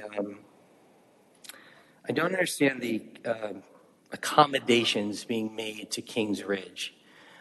They're a private, religiously affiliated organization that seems to get a seat at the table on public space when they're not dedicating anything back to us and giving something back. Their kids are not all Milton kids. Matter of fact, sometimes the lacrosse team there is more non-Milton kids than it is Milton kids because they can recruit anyone they want to come play in their team. So that's a nugget of thought there for you. And also, I'll once again take this time, as I have in many other meetings with the city, to voice my strong desire to finally, once and for all, look at the 208 acres that sit north of us, 5 miles from here, that we seem to want to go undeveloped and put to meditative space instead of solving the problems that we have here in the city where we could use it better. So, sorry, I'm not more organized than that, but I couldn't write any faster. Any questions? I'll go. I'm not a field allocation expert or field scheduling expert, but I'm sure you have some experience in the space. You threw out a lot of issues, a lot of concerns, all of which I'm sure are valid. Can you offer any proposed solutions? So it's a capacity constraint, right? We have a finite amount of field space and a number of providers. What do you recommend? Well, taking 50% of the space away that we can use is not really a solution, and giving more space to a sport that has significant resources on it. If you just look at number of fields, we're talking Just so 4 I'm clear, to 2. the 50% taken but I can away put, is what? Rectangle field. they have four fields for baseball. We have 2 that we can play lacrosse on. Okay, and we use them much more efficiently. We put a lot more of our kids on those fields at any given time. So our solution is, let us keep using the fields that are the only fields we can use for this sport. To tell you the truth, I don't think the scheduling meetings are that bad. We've had a couple of moments, but last year we phoned it in. Last spring, we didn't even come to the table. I sent in our requests. Brandon sent them out via email. I think we all probably laughed and went, yeah, this works. And it was done. And it allocated every half-hour block throughout the whole week, left a couple on Friday night for makeup time. It was the easiest one we've ever done. So while it's not a great process, and it has had its hiccups along the way, I think we've evolved it into a very efficient use of the space between, I guess it's 3 programs, Eagle 6, boys and Cambridge. So just so I'm clear, we have 2 rectangle fields of which you have access to currently. Yes. And all you're asking is we maintain the current. Maintain the current 2 fields. How do we maintain the current when we increase registrations and we need more field space to accommodate that? Well, that's a problem for the next meeting when we grow again. I don't know. I mean, we already are busting at the seams, so it's not a But I think when that it is, happens. unless I'm misunderstanding the topic at hand, that is the issue. It is, where are we going to put you all with the space that we have based on the number of registrations that are coming in? Is it, maybe I misunderstood it. Yeah, and taking away one of the fields to give to another sport. When you say take away, what field are we taking away? One. One of the Bell Park There's rectangles. fields 1, Take fields away the 2, rectangle. and one is a So and one potentially can be taking away reconfigured as baseball. field 1, 7 for partial baseball. The other partial may be something else. Yeah, the For part- practices. Practices, yes. We're just talking about practices. yes. How many lacrosse teams practice at a time on both fields? I see. We try to keep it no more than 3.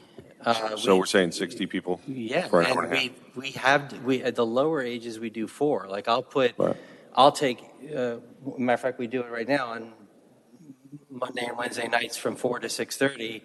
My 2 U9 teams are together on half the field, and their 2 U9 teams are on half the field. So we've got 4 teams practicing at once because they're smaller and.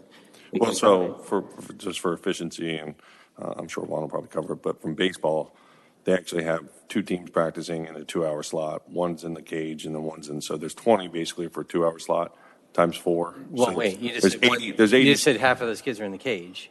So that's Because, not on so the their field. practice time is, that one touch that they get is for an hour. It's not 2 hours. So they have a 2-hour time slot, but they use the cages for an hour. So you have 20 kids for that 2-hour time slot. So you can just say it's a practice block, 5:37 or 5 to 7 and then 7 to 9.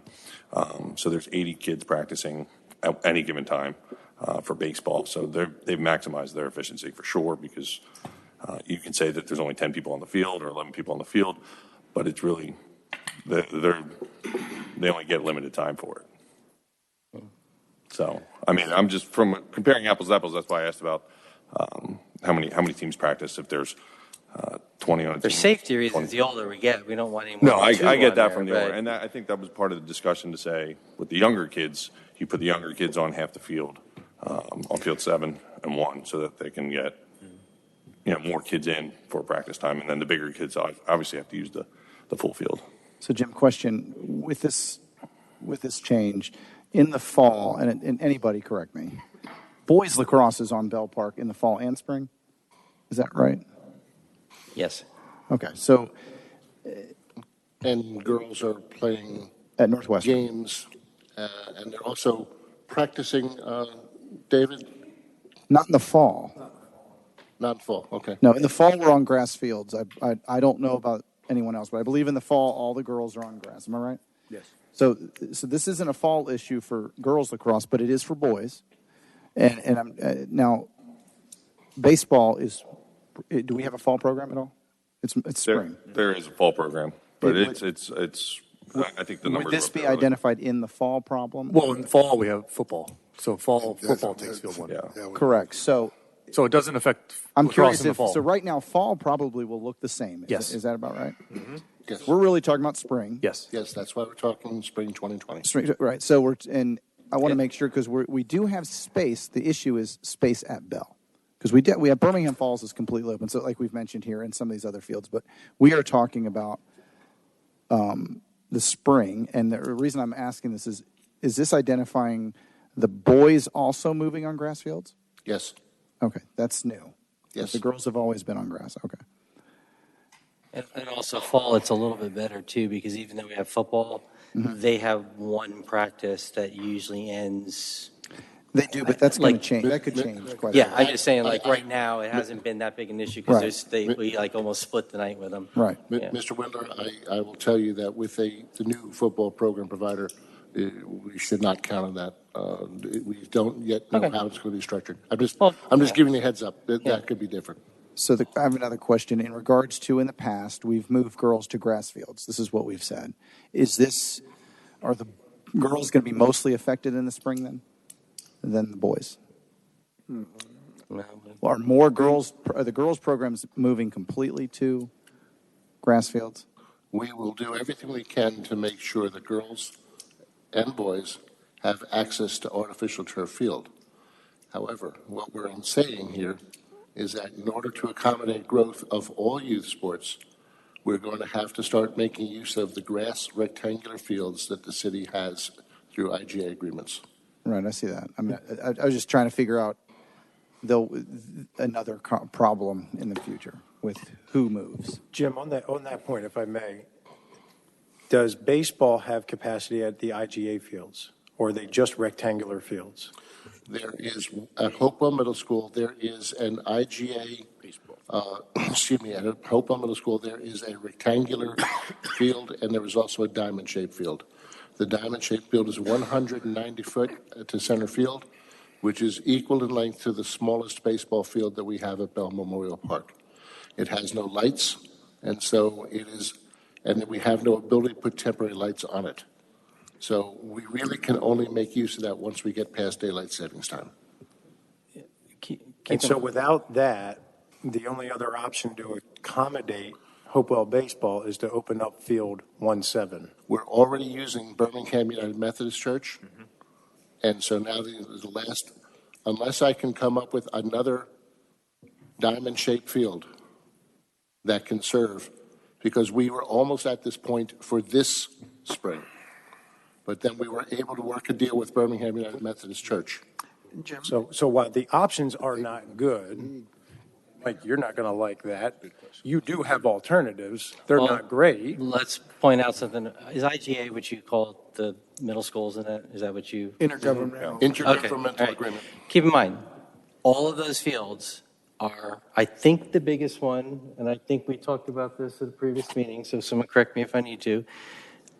The biggest one is 60% of a full-size lacrosse field. Okay, so we can't put U13 out there. We can't put U15 out there. At best is we can put U9 and U11 because we can play them on a smaller field, even though it's not the regulation size field. So we don't have all those fields for all of our teams. And going back to your earlier discussion to clarify. But do you need a full-length field for practice? Yeah. that was- Yeah. I mean, you don't, I you can't do scale down yeah, we practice can, like, and we like, do, like and a we football have. team does. Yeah, we can, So but you at have some to do point, the football team gets out and they run their, yeah, they run but their you plays, guys, right? you They- guys get a full field sometime during the week, right? What we do now, yeah. And does this include the tournaments and stuff like that? Those touches, are they included in the touches on the field? No, we don't have. In the way we've measured it, if a team is getting 2 practices and they play a game, that's 3 touches Yeah, I on the got field. that. That game may be an away game. That game may be a home game, because when Team A is away, we slot Team B home, Yeah. right? I was asking more like when they had a tournament come to town, are those touches included in their touches on the field? No. No. That's what I'm asking. And the boys don't, you guys don't get full field, do you? No. Practices? Not at all. I haven't we seen a do Cambridge is- full field. I see what the we- Cambridge boys out there. I've never seen them on a full field. What we do is we put either senior rec and senior rec Correct. together with our other senior rec or Yeah. the same, and then at some point during the practice, we'll run a whole, like the full field to combine. Right. And As a way to get Dave, the am I plays. right? Girls hadn't had a full field. I can't ever remember that. You're just making that accommodation within your slot. Yes. It's not, it was what he's saying. Yes. Hey, you can have the full field for 20 minutes. Correct. We'll go down here and do something on this little Or corner. we get together and Or they do a get together scrimmage and or do something it. like that. It's not they're given a full field Right. for a team. They're making accommodation within their time slot, the teams that are on the field. Yes. Right. So when we were there 2 years ago, when we were splitting with your U11s. Yeah. So- we just went down there so you guys could do rides and clears and full field stuff, and then we did the same thing. So in backside. theory, what we're really saying, it's not full field, it's a half a field, because baseball wouldn't be taking the full field, it's just the way it's set up. A It's half not. or a third, depending. Right, on- so, like we said, in theory, we could find the younger teams to play there, and then hopefully, but I mean, I know they're not ideal, the IGA fields, to maybe make up that other half or give you 3/4 of that length that you would need, but, I mean, that's probably the optimal option when you do it, just by picking the younger groups, because they're not going to need as much space as the larger kids for both sports.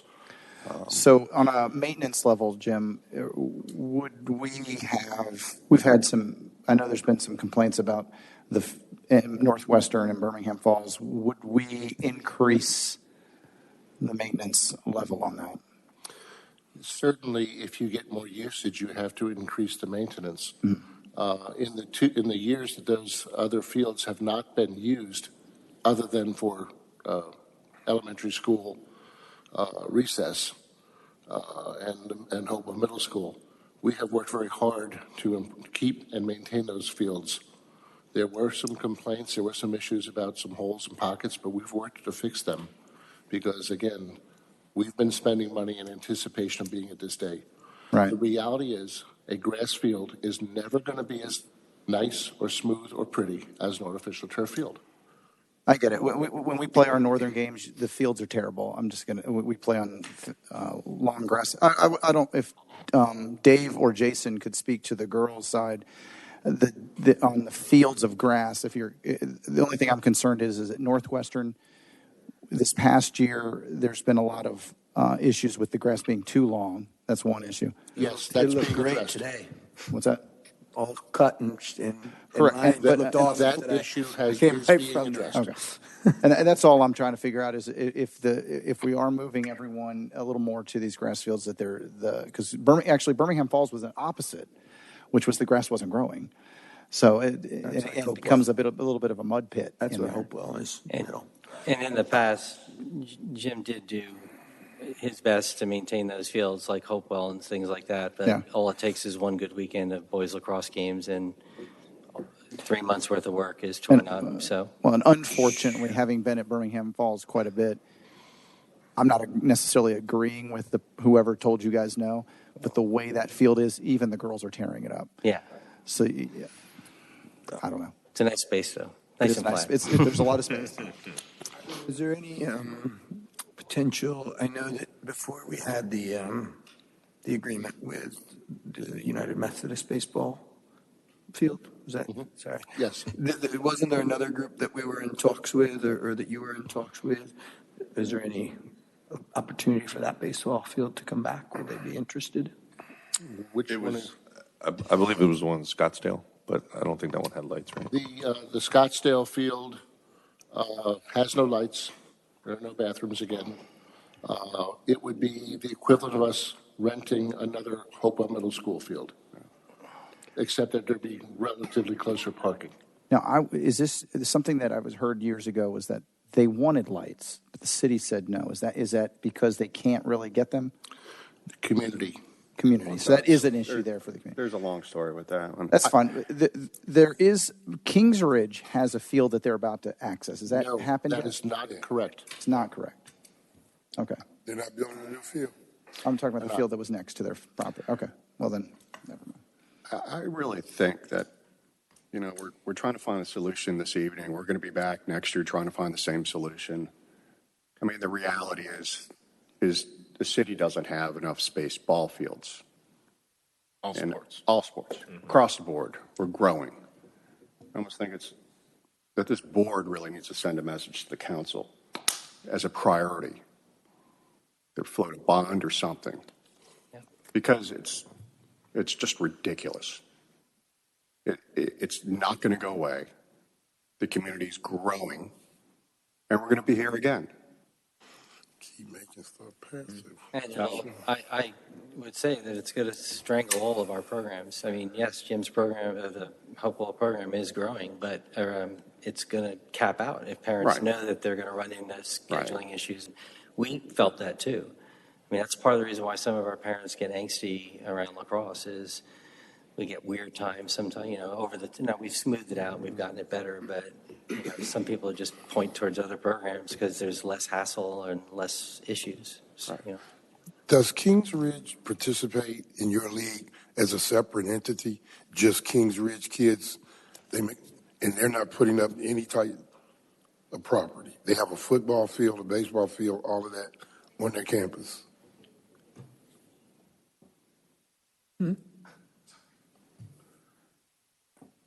Do the girls, Kings Ridge girls, play there? I know they have younger teams. I just never have seen them at Northwestern, or they just practice on different nights at Northwestern.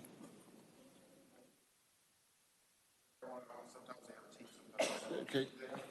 So I know they have a I've U9 only team, seen the boys. I've only seen boys at the So I field. know there's like a Kings Ridge U9 team that plays through Eagle Sticks. I've just never seen them at Northwestern, so I don't know if they're a different time. Excuse me, Mr. Albrisi. Right. I'd like to invite up Brandon Allen, who can speak with us on the issue of Kings Ridge. I'm sorry, Jason. Sorry. No, I just was curious. If they're giving us field days for that. You can do my name again. So Kings Ridge they participate in both boys and girls. I know that they're, the one field they have at Kings Ridge is the rectangular field. They've got both boys and girls soccer, boys and girls lacrosse. So I don't think there's any extra field time. I know that their 8th grade boys team does practice there, and they host games there on Saturdays and Sundays. And Kings Ridge is a little bit unique because Kings Ridge is only a high school. So when we talk about a Kings Ridge U9 team or Kings Ridge U11 team, none of these kids go to Kings Ridge. They're planning on going to Kings Ridge, or they've got siblings who attend Kings Ridge. So Kings Ridge is a little bit of a different entity on all its own. I thought Kings Ridge does have a middle school. Yeah, no, I thought they were preschool through. They're pretty through 12. Because they in the They play in the same conference. Yeah, they're everything. yeah, Metro 10. They play in Metro 10. They're in our conference. They play in Metro 10. They play in Metro 10. Yeah, I don't know. So yeah, the girls I do know. The middle school girls. I don't know about the boys, but the middle school girls are mostly Kings Ridge girls for sure, because I know quite a bit of them, and I believe they practice at Kings Ridge. But the boys, whoever it is, they are at. We have boys teams that practice at Bell. At Bell. Yes. Yeah. But even if it was Sunday is the high school isn't using the field, No. right? And so if one team is there should be still 5 hours of field space and Saturday there should be some, I would think. Yeah, it's worth exploring every possible spot. The field space issue, we're not certainly going to solve it tonight, but this field space issue to me reminds me of the The question when you go into an Italian restaurant and order pizza and ask how many slices are on a large pizza, right? Because it's as many as you want. Right. And so I think Dave is on to something. All of us as citizens in our city need to be talking to our elected officials to make them aware of the 10-year plan, of the need for fields, of the pain we're feeling, and continue to push on elected officials. Because ultimately, they decide how to spend our tax money. This board will give them advice at some point based on the conversations here in this workshop. But at the end of the day, we've got a 12-inch pie that we just got to figure out how to get through next year. It's frustrating. And it's not easy. And we only have a few of those 12-inch pies, and we'll slice it up as best we can, and we'll challenge all of the skills that North Georgia Rec has, at least for a large portion of this lacrosse program today. And Mr. Allen, I took you out of turn from Mr. Salas. My apologies, Mr. Salas. Do you have any more to add, or is this your speaking on the issue? That's all I have, unless you have any more questions. Thanks. All right. At this point, I'd like to call up Mr. Juan Salas.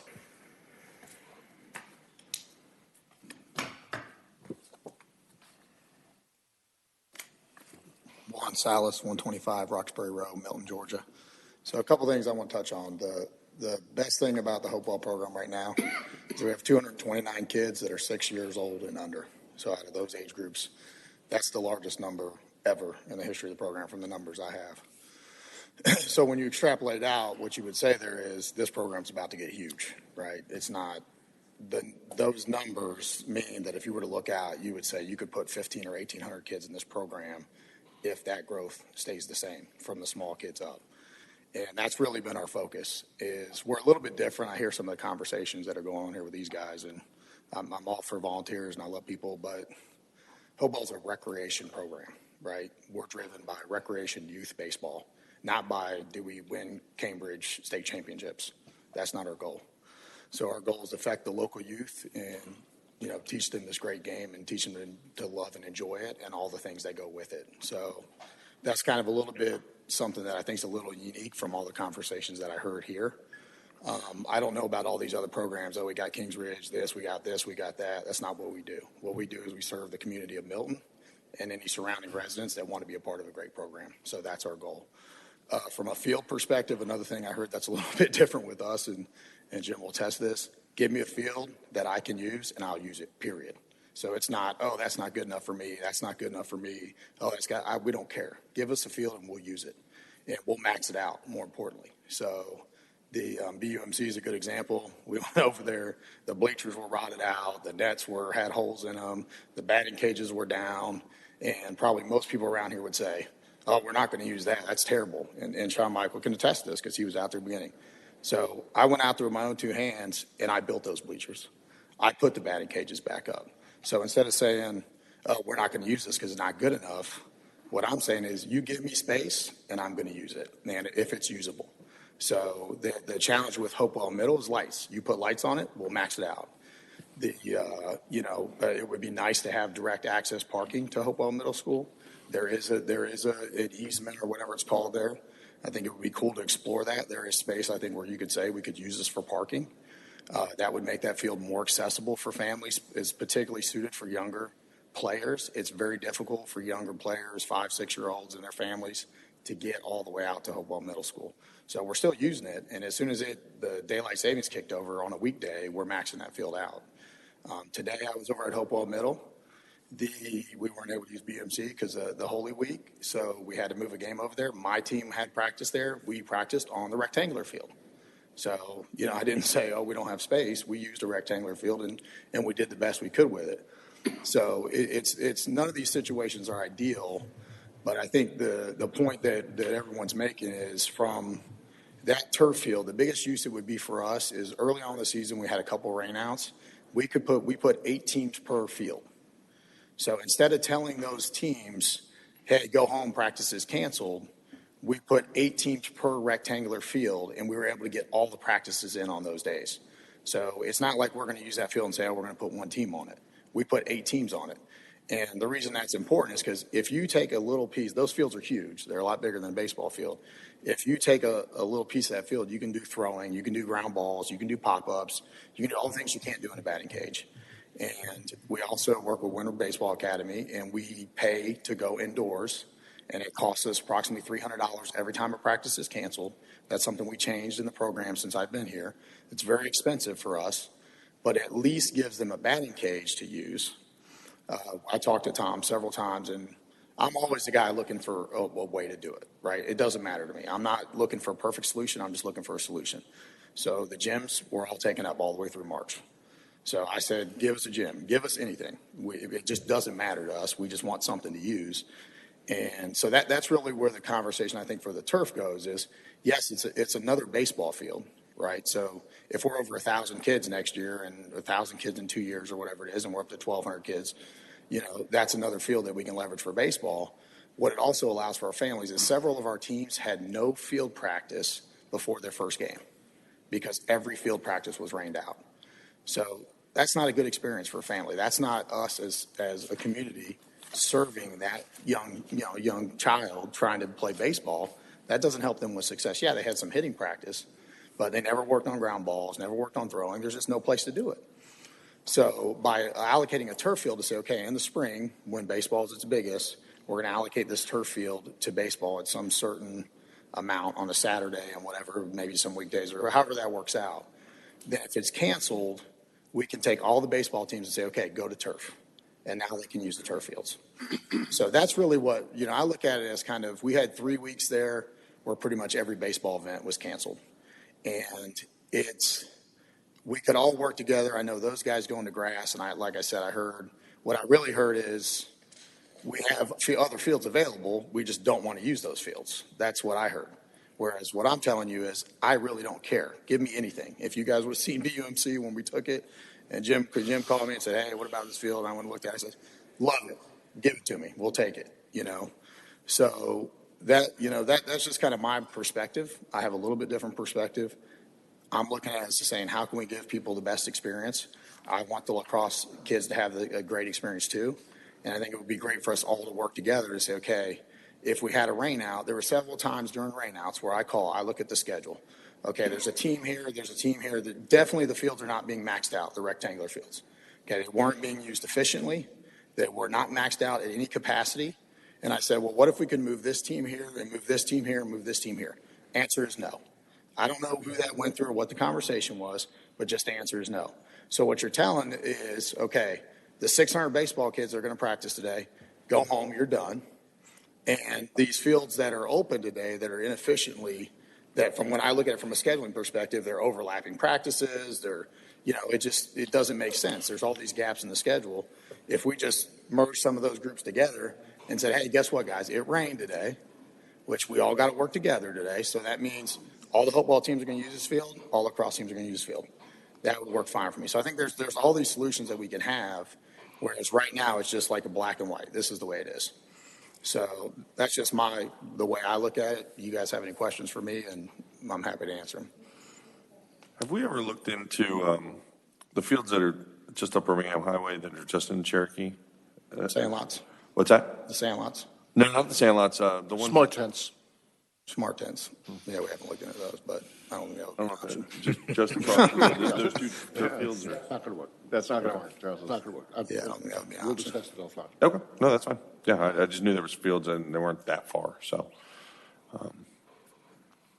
I have to say I agree with Scott. This is our time we have to approach the city and the council people and say, hey, because I played baseball all through college. At some point, you have to know 1 touch a week for practice is ridiculous. So I don't know. Obviously, the answer for practice, right? It's two touches, 1 practice, 1 game. Yeah, well, you start out, you go 2 practices. But the thing is, for us, is like if you get rained out. So as an example, if there was teams that got rained out every single weekday, and we got rained out the Saturdays because they got rained out at the beginning of the season every time. So we can't solve the 2-touch problem. We don't have enough field space for that. I'm not trying to solve that problem. We do some other innovative things to like get kids that maybe want more touches in. Scrimmage practices. I know right. Scott and I have talked about different things that you do just to get more kids on the field. Right.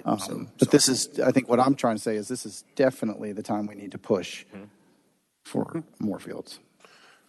I mean, and pushing for the fields is understandable, but what I'm hearing from baseball, until that happens, we have field space available that needs to be used.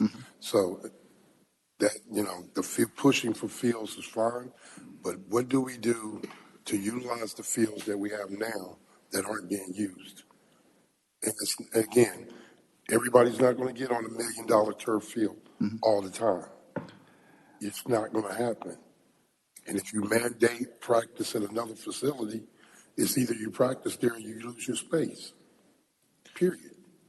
Right. We should push our youth sports to max every facility we have. That's my perspective. So, And Juan, you're really just saying, I mean, and correct me if I'm wrong, but it doesn't have to be during the week. It's really on those rain days where we're saying to put people on those turf fields, or if the registration increases next year and there's another 300 people out, I mean, there wouldn't be any space for them now. So maybe at that point you would have to say, yeah, we need to use the turf fields. But like if it was today, it would have just been for when there's rainouts to get people on the fields, get them a touch. right. I think from a overall program perspective, yes, if growth continues to say you need another field, which I'm anticipating that growth. Growth has really been about 20% for us year over year, which I even projected. I was like, there's no way this keeps going. And this year I was like, it's going to be 5 or 8%, and it was 20% again. And if the MOU, I know there's more Milton kids playing baseball in Alpharetta than there are Alpharetta kids playing in Milton. So you would anticipate there would be growth just from that, right, where Milton kids come back to play at Hopewell. But also there's also renewed interest in the Hopewell baseball program across the whole state of Georgia.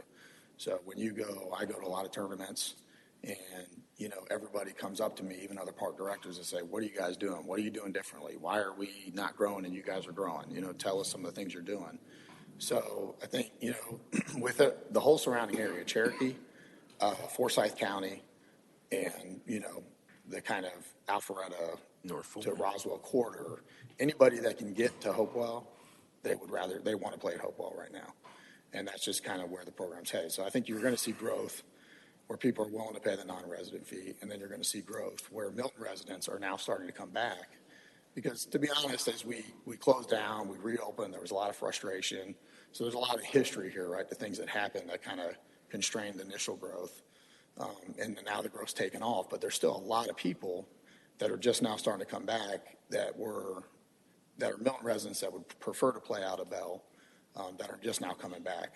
So if that growth happens, you add another 200-300 kids, you need another baseball field. There's nowhere to stick them. We're already bigger than we've ever been, or as big as we've ever been, and it's pretty much maxed out. And the only next step is to just cap registration and say, hey, this is the number, that's all we can do, and we can't service any more people. Oh, we don't want to do that. And we don't want to do that. We don't want to do that. Or we can, the growth. There's two sides of this equation. There's the growth side, which is you can use any baseball field to grow.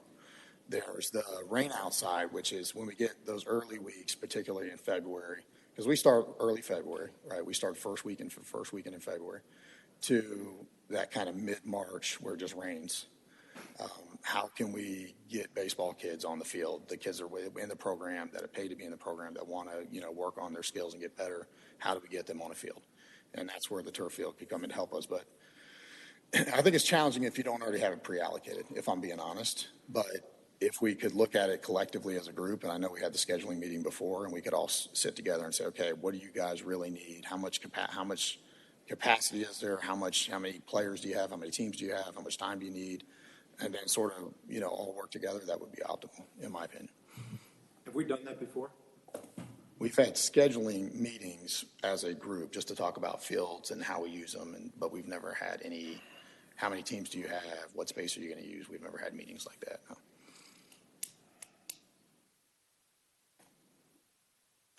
Other questions for Juan? Juan, how many fields do you think you're going to need next year with the growth that you've anticipate? So I think there's a couple factors. If the BUMC agreement remains the exact same, that has an effect because you got to sort of plan around some different things in the agreement. If we could, some things aren't going to happen, right? Like we're not going to put lights at Hopewell Middle. That's not going to happen. We're not going to put in new fields. So you're probably looking at you need one additional field. If we get the exact growth we want, we're going to further, expand into the space that we have, right? using it more inefficiently, I would actually say. You know what I mean? Where you're pushing more people into the same amount of space, and then we would fill up the remaining space. So all those things are factors. But one additional field year over year, like BMC this year was huge for us. If we didn't have BMC, I mean, we would be in really bad shape because we've pretty much maxed that field out. And we took a whole program and we put it at BMC. And you kind of hit on this, because of the success you're drawing from other places, is most of the growth coming from Milton residents and kids, or are we starting, because I don't want to say simple answer, if we're drawing from Cherokee in there, you just jack up the out of city fee, right, to start to discourage, right? Our primary focus is the city of Milton and their residents, right? Sure. And how we do that. If somebody's willing to pay $500 extra to come in, right, then so be it, right? Yeah. But so that would be the one. Are we finding that many more Milton kids? I mean, as a city, we're not growing that fast, but that's great if you're bringing that many more in. Yeah, I think long term. So our growth is mostly Milton, and our overall registration is mostly Milton. I think per age group we're about 10 to 14% or Alpharetta and non-resident. So that's including Alpharetta. Our actual non-resident is extremely low, like maybe 2 or 3 kids per age group. The influx, I think, of registrations from Alpharetta and those other communities I think is going to continue. You're probably looking at 4 to 5 kids a year, and what it really is, if I'm being honest, it's the best players at those parks that want a different experience. That's really what you're getting. So that's just what I'm saying, and I'm just being honest. Mm-hmm. So the Alpharetta part I can't really tell because there's 2 things I can't tell. Right now, our registration just say Milton or Alpharetta, and a lot of people that are Milton may pick Alpharetta because it didn't matter before. So now, when one of the things as we had this conversation is to send it to Tom and say, really tell me how many of these players are Milton and how many are Alpharetta. But if you just conclude all Alpharetta and non-resident, it's 10 to 14% per age group. So it's pretty low. That's everybody else is Milton. Yeah. Thank you. Is that it? Any other questions? Okay. Thanks, Juan. Congratulations for your success over there. Appreciate Thanks, that. I appreciate it. Thanks, Juan. Okay. Last speaker, do we want to let Jason 2-minute comment? Yes, I'm sorry. Rebuttal, reinforcement. Right. Glad to have it. All right, Jason Pulaski, 2960 Manaview Lane. Where you live? Yeah. I was just saying, I think we heard a lot of new information tonight. And again, I just asked that can we please sit down and look at these options before we do something like take away space from the lacrosse organization. I mean, it's working well. We appreciate everything we have. But before we take from one organization to try to solve a need somewhere else, we heard so many different options today and a lot of things about, other fields that are possibilities, maybe changing the pricing for non-Milton residents so we make sure the Milton residents are getting their experience. I just ask, we'd be happy to sit down and look at all these options and figure this out before we take away that space from the lacrosse teams. I mean, whatever we can do that to avoid, hurting one program to help another. Let's see if we can just help both. So that's all I would really ask here.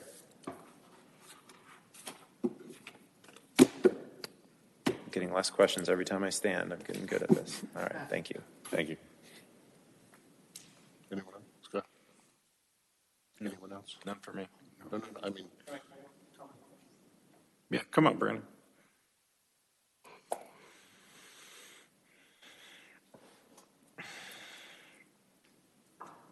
I just want to clarify, there is no gaps in our lacrosse schedule. It's booked out every night. We have one open slot that we try to do makeup games on a Tuesday night, but we use all of our spots for lacrosse. And also another idea, the city of Johns Creek just turfed the infields of almost all the baseball fields at OC Park to try to help eliminate rainouts. And it doesn't help with the outfields, but they've recently installed them and they haven't had any rainouts yet this week. They only canceled for thunder and lightning. And I know that maybe acquiring new land for field space is an issue, but maybe we can look at turfing the infields of baseball fields at Bell Memorial as well. It's significantly less cost than turfing a 120-yard football field. So maybe that's an option to explore as well. When you say turf, do you mean like Lakewood where it's turf dirt too? Like it's fake? Yeah. The whole infield. Whole infield. And it matches right up to the grass. And I've seen it. And it looks great. And that way they can get their infield practice in. And it's just just another option if we can't acquire more land and build new fields, rectangular or baseball. Maybe we can maximize the baseball fields that way.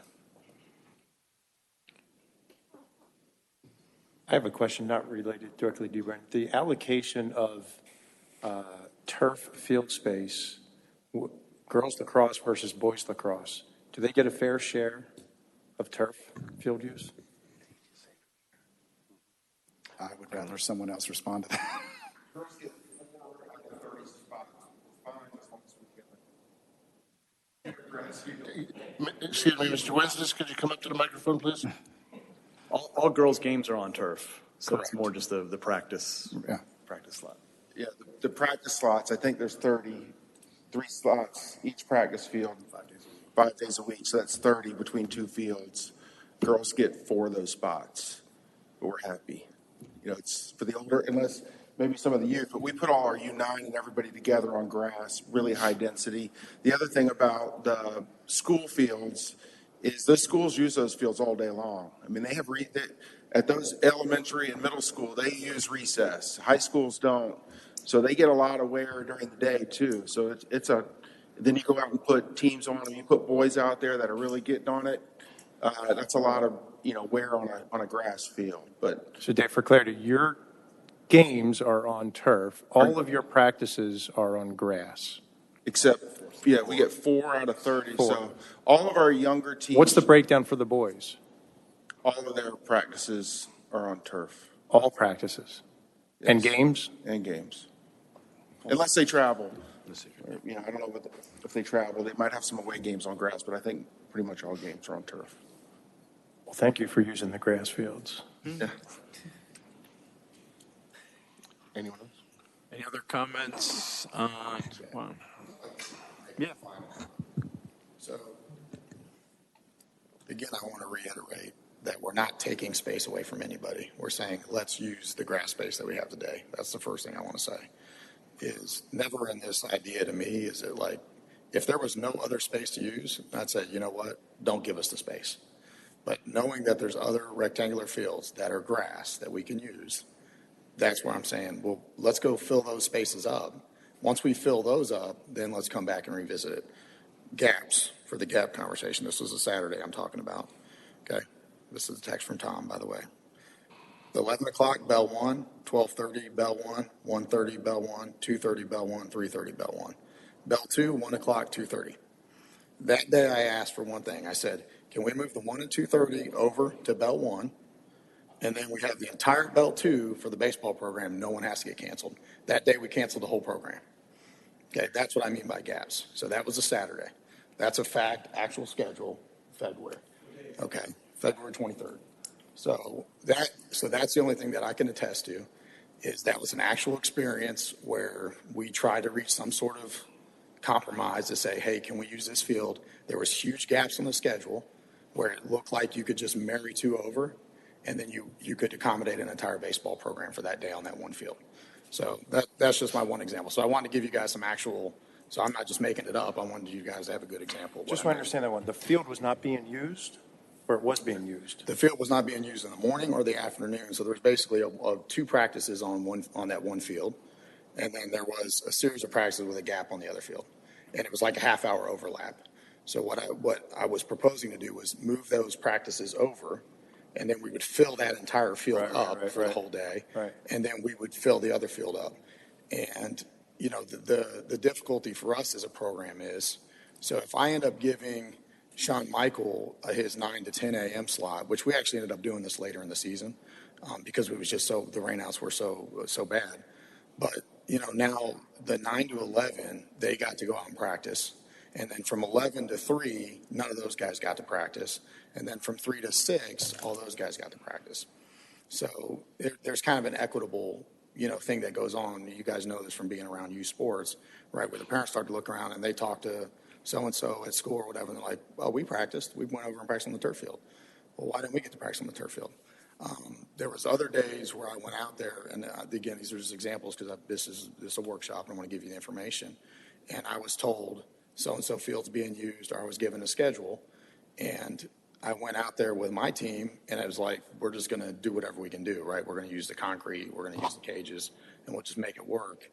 And then the turf field ends up being either completely open for the entire period of time or only half being used for the entire period of time. So those are actual real world examples of things that happen. And so what I did with my guys, I took them and we used a little bitty corner because I figured, well, somebody's about to show up because I've got a schedule that says these guys are going to be here, and we're in a little corner. And then about 30, 45 minutes in, we end up, expanding to use the whole field. Mm-hmm. So those are just some of the scenarios for me where it's, that's what I talk about working together. And I'm not trying to point any fingers, but those are just things that really happen. And when you said there's no overlaps in the schedule, I'm not talking about weekdays, because weekdays are honestly less of an issue because you have less teams practicing on that day. On a Saturday, the entire program practices. So if you're washed out on a Saturday, every single person in the program didn't practice. And we have back-to-back, I think it was back-to-back-to-back Saturdays where the whole program was washed. So 3 Saturdays in a row, we had to cancel. Mm-hmm. So that's it. Thanks, Juan. Thanks, Juan. Hey, Jim, I got a question for you. I'm sorry. These numbers and field usage, and we're talking about lacrosse and baseball right now, and the fall and the spring. Are these numbers and the field usage numbers based on the football program that the city had last year, or what could potentially be coming in this year and be much bigger? What I have presented here does not factor in any change in the football program. We are simply assuming that football this coming year will use one artificial turf field. We have one more workshop item. Mr. Chairman, I'm going to make a suggestion to you.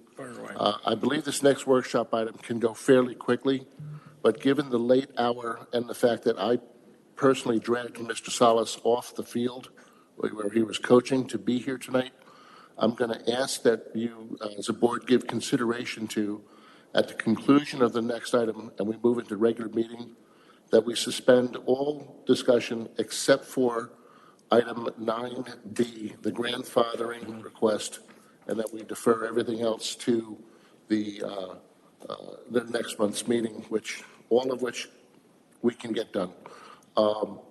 So I'd like you to think of that, and then I'll move on to this final item in this workshop. Yep.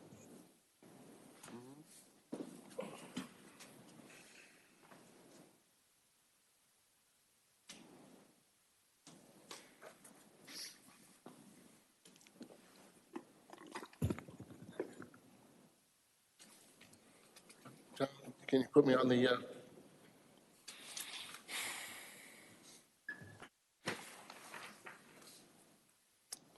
Okay.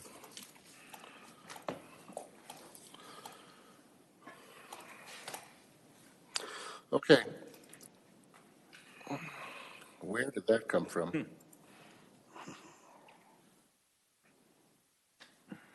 Excuse me.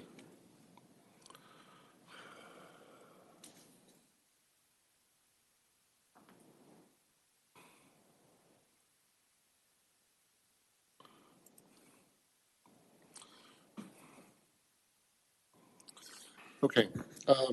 Gentlemen, several months back, last year, in fact, as we were working on the budget, I spoke to multiple program providers here in the lacrosse when we came up with the concept of a lacrosse wall.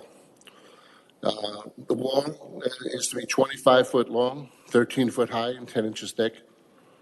It will be located perpendicular to the north end of Field 1, and it will be set up so that both sides of the wall will be usable. It is a smooth surface. It is not a ridged concrete block. And the construction contract was competitively bid, in which we received 3 responses. The low bidder is Designated Clippers with their price of $34,079.12. This contract will go before the mayor and council for approval this coming Monday. Assuming approval, the notice to proceed will be given next week.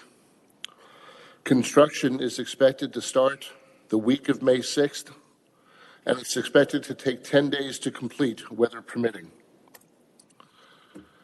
The city budgeted $17,000 plus a small contingency in case of unexpected cost overruns. And the community contribution that we are seeking is $17,000. Organizations which have previously indicated a willingness to provide financial support: Milton Boys Lacrosse, Cambridge Youth Lacrosse, Eagle Sticks, North Georgia Recreation. We also did put in a request to Kings Ridge, but I've not gotten a response. Being that we are at the point that we have about to go to council, and we've been telling council we are confident that we can get the contribution from the community for this lacrosse wall. We're at the point now that I need to ask of all the lacrosse partners to make the financial commitment, and we will need the contributions at the earliest possible opportunity. Are there any questions that you have for me? I'd like to also make myself available to our lacrosse program providers and see if there's any questions that you have for me as well.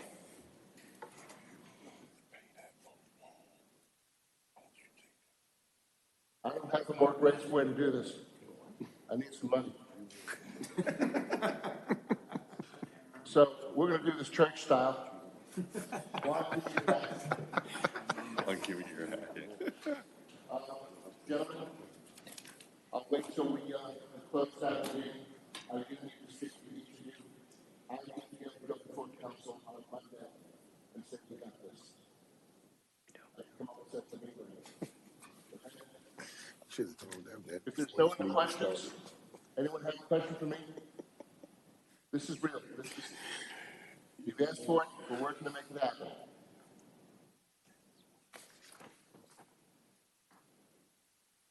Mr. Chairman. Mr. Craig. Any questions, comment? Not for me.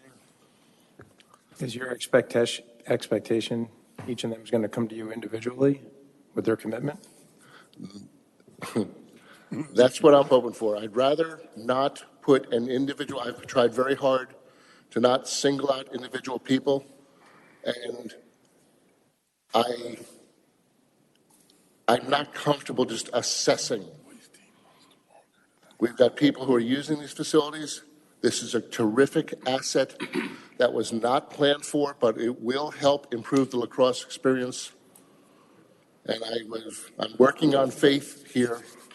Yes, I know separation of church and state, but we've got good people here. We've got energized people.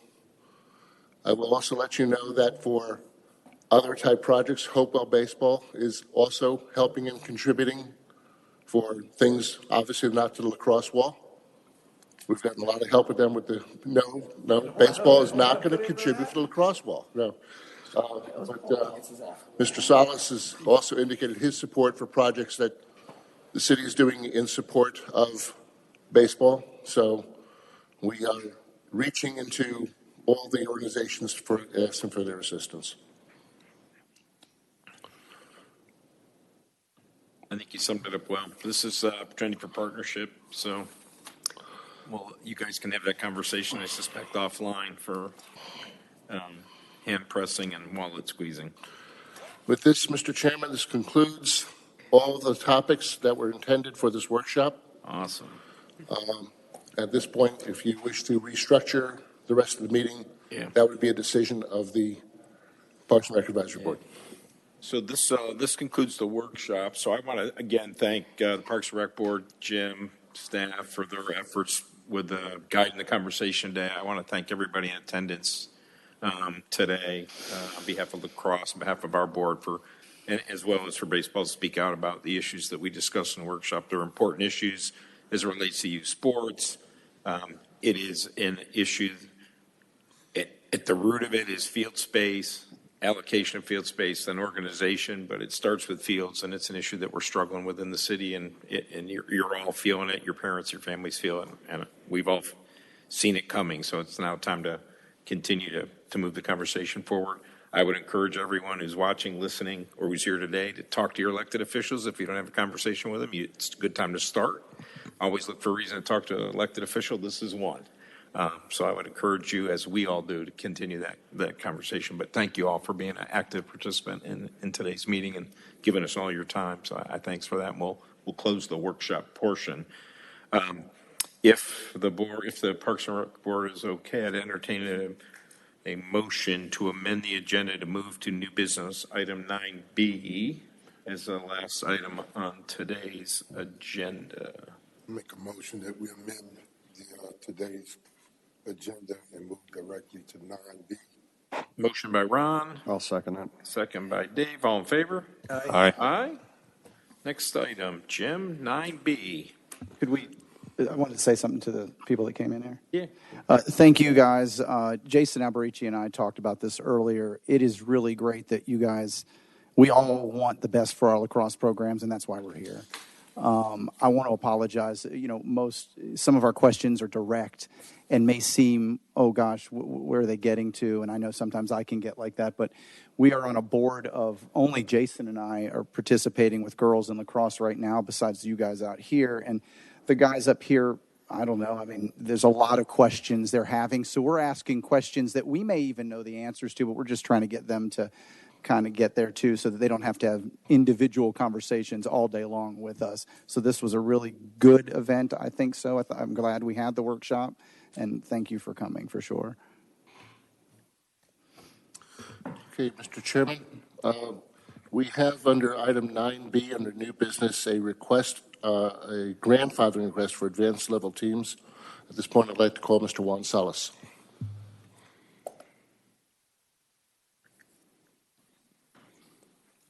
Juan Salas, 125 Roxbury Road, Milton, Georgia. So the request here is that since we got rid of the MOU, especially in a few of our older teams, they have a lot of Alpharetta residents that are included as residents to meet the 50% number. I haven't even analyzed those to see who it'll affect and who it won't affect, but as we started talking about it, I said that's my number one concern is making sure those teams can continue so we don't tell, player that's been on a team for 5 years and now they're 13U. Well, since you're an Alpharetta resident, you can no longer be on a team with these guys because we got to go find other Milton residents who are willing to do it. So really the request is just to grandfather existing advanced teams under the residency requirement that Alpharetta be included as residents for those existing teams. Questions for Juan on his request? More a comment. That was an unintended consequence as a result of the MOU breaking down. So as soon as a motion is put forth, I'm fully in support of that. Yeah, no problem. The idea would be then that forming your 9U teams next year that we would continue to grandfather and encourage those teams to not take Alpharetta residents. How do you handle when does grandfathering end, I guess? Recently formed teams, both our 9U and 8U team, I know for a fact are about 80% Milton. Yeah. So it wouldn't affect those teams. It'd be more the older teams. Now that we've kind of rebuilt the foundation of the program, I expect all the advanced teams to be primarily Milton residents. Gotcha. But when we first started getting back, you kind of there was a lot of overlap there. So the advanced teams are made up more of kind of a mixture of players from all over and a lot of Alpharetta residents. The new teams are almost all Milton residents. Yep. And they'd be paying, now we'll be paying it out of residency fee anyway, so they'll be accustomed to it. Yeah. Right? So if they would choose to do that. Right. And good, I make a motion. And to clarify one real quick, guys, are you trying to grandfather those individuals, or let's say a team has 30% Alpharetta residents, you want that team to remain at 30% regardless of the participant? I would like to grandfather those teams because the challenge that you have is more at the team level than you do at the individual level. So the reason I say as a newly forming team, it's a lot easier to meet a standard than it is for an existing team to meet a standard because you're going to retain a lot of the same players. Now you're really pulling from all over because the Milton residents are going to go to a travel team are probably already on another travel team. Right. So it's not like you're going to, so I'm more looking at it as if you're an existing team, you meet the requirement with Alfred and Milton residents. And if you're any new team that's formed, you have to meet the requirement with just Milton residents. What is that team forever grandfathered? Like when does that team no longer become grandfathered? Until they age out. Till they age out. Yeah, most of those will age out around 13, maybe 14 but. My question was if Joey's an Alpharetta resident and Joey drops out of the team, Got it. Now I see where you're going. can Joey be replaced by another Alpharetta resident Yes. to fill a my slot from a Milton kid potentially, or is it only Joey that gets grandfathered? So my son, having been there and been on one of those teams, is that Milton kid's already gone somewhere else. So they're at age 12, there's not a Milton kid that you probably would be left to pick after being on a team for 3 years. So I understand the request is to replace the slot, preferentially to a Milton resident, but leave it open that if an Alpha resident showed up, your grandfathering at the team level. I think That's what you're asking? Yeah. You can, Okay. you I can, just want to clarify what the ask was. And We would basically wanna- double for an existing team, I mentioned, it's extremely, it's much more difficult. And if you say, okay, well, you can replace the Milton Alpha resident, now you've doubled the potential to find a resident to replace that. Right. Who was already a resident on your team. Right. Versus a new team, it's a lot easier when you're first starting because this is the first time everybody's going out to find a closer travel to team. the rec team, yeah. Right, so they haven't already went to another team. So it's more just to keep them in the same way they are today. That's really what I'm asking, for those teams to stay the same way they are today. And it may become a non-issue, to be honest with you guys, but I don't want them to feel like they've got to break up because they've got two Alpharetta residents that put them over the limit, that put them over the limit. I'm Now trying to those- make your job easier by just keeping it team level rather than counting players. It's fine. I just wanted to clarify. Yeah, no, fair question. Any other questions for Juan on this topic? I think it's pretty straightforward. If not, I guess I'd entertain a motion to approve the grandfathering request for advanced level teams at Hopewell Baseball. I'll make a motion to approve the grandfathering request for advanced level teams. Second. Motion by Sean, second by Jason. All in favor? Aye. Any opposed? So moved. Thanks, Juan, for Thank you, coming guys. tonight. Appreciate it. One. Thank you. I propose that we defer all the rest of the items till next month, Yep. and let's call it a night. Wait, did we already do that motion? We didn't. yeah, We I did. we would have to have a motion to defer the rest of the agenda. Okay, I so did that. I thought we did that. we did that. I think we made a motion to Did we? jump To to amend it. 9B. Oh, okay, sorry. And defer the rest And of defer the it. rest. Yes, okay, I We did did. miss that. I apologize. Yeah, we did. Okay. So now I will entertain a motion to adjourn. I'll make a motion to adjourn this Bill. next evening. Hold on, let me turn pages. Makes a motion to adjourn. I'll second it. Second by Jason. All in favor? Aye. Aye. Aye. Gentlemen, give me a moment to mute all mics. Wow.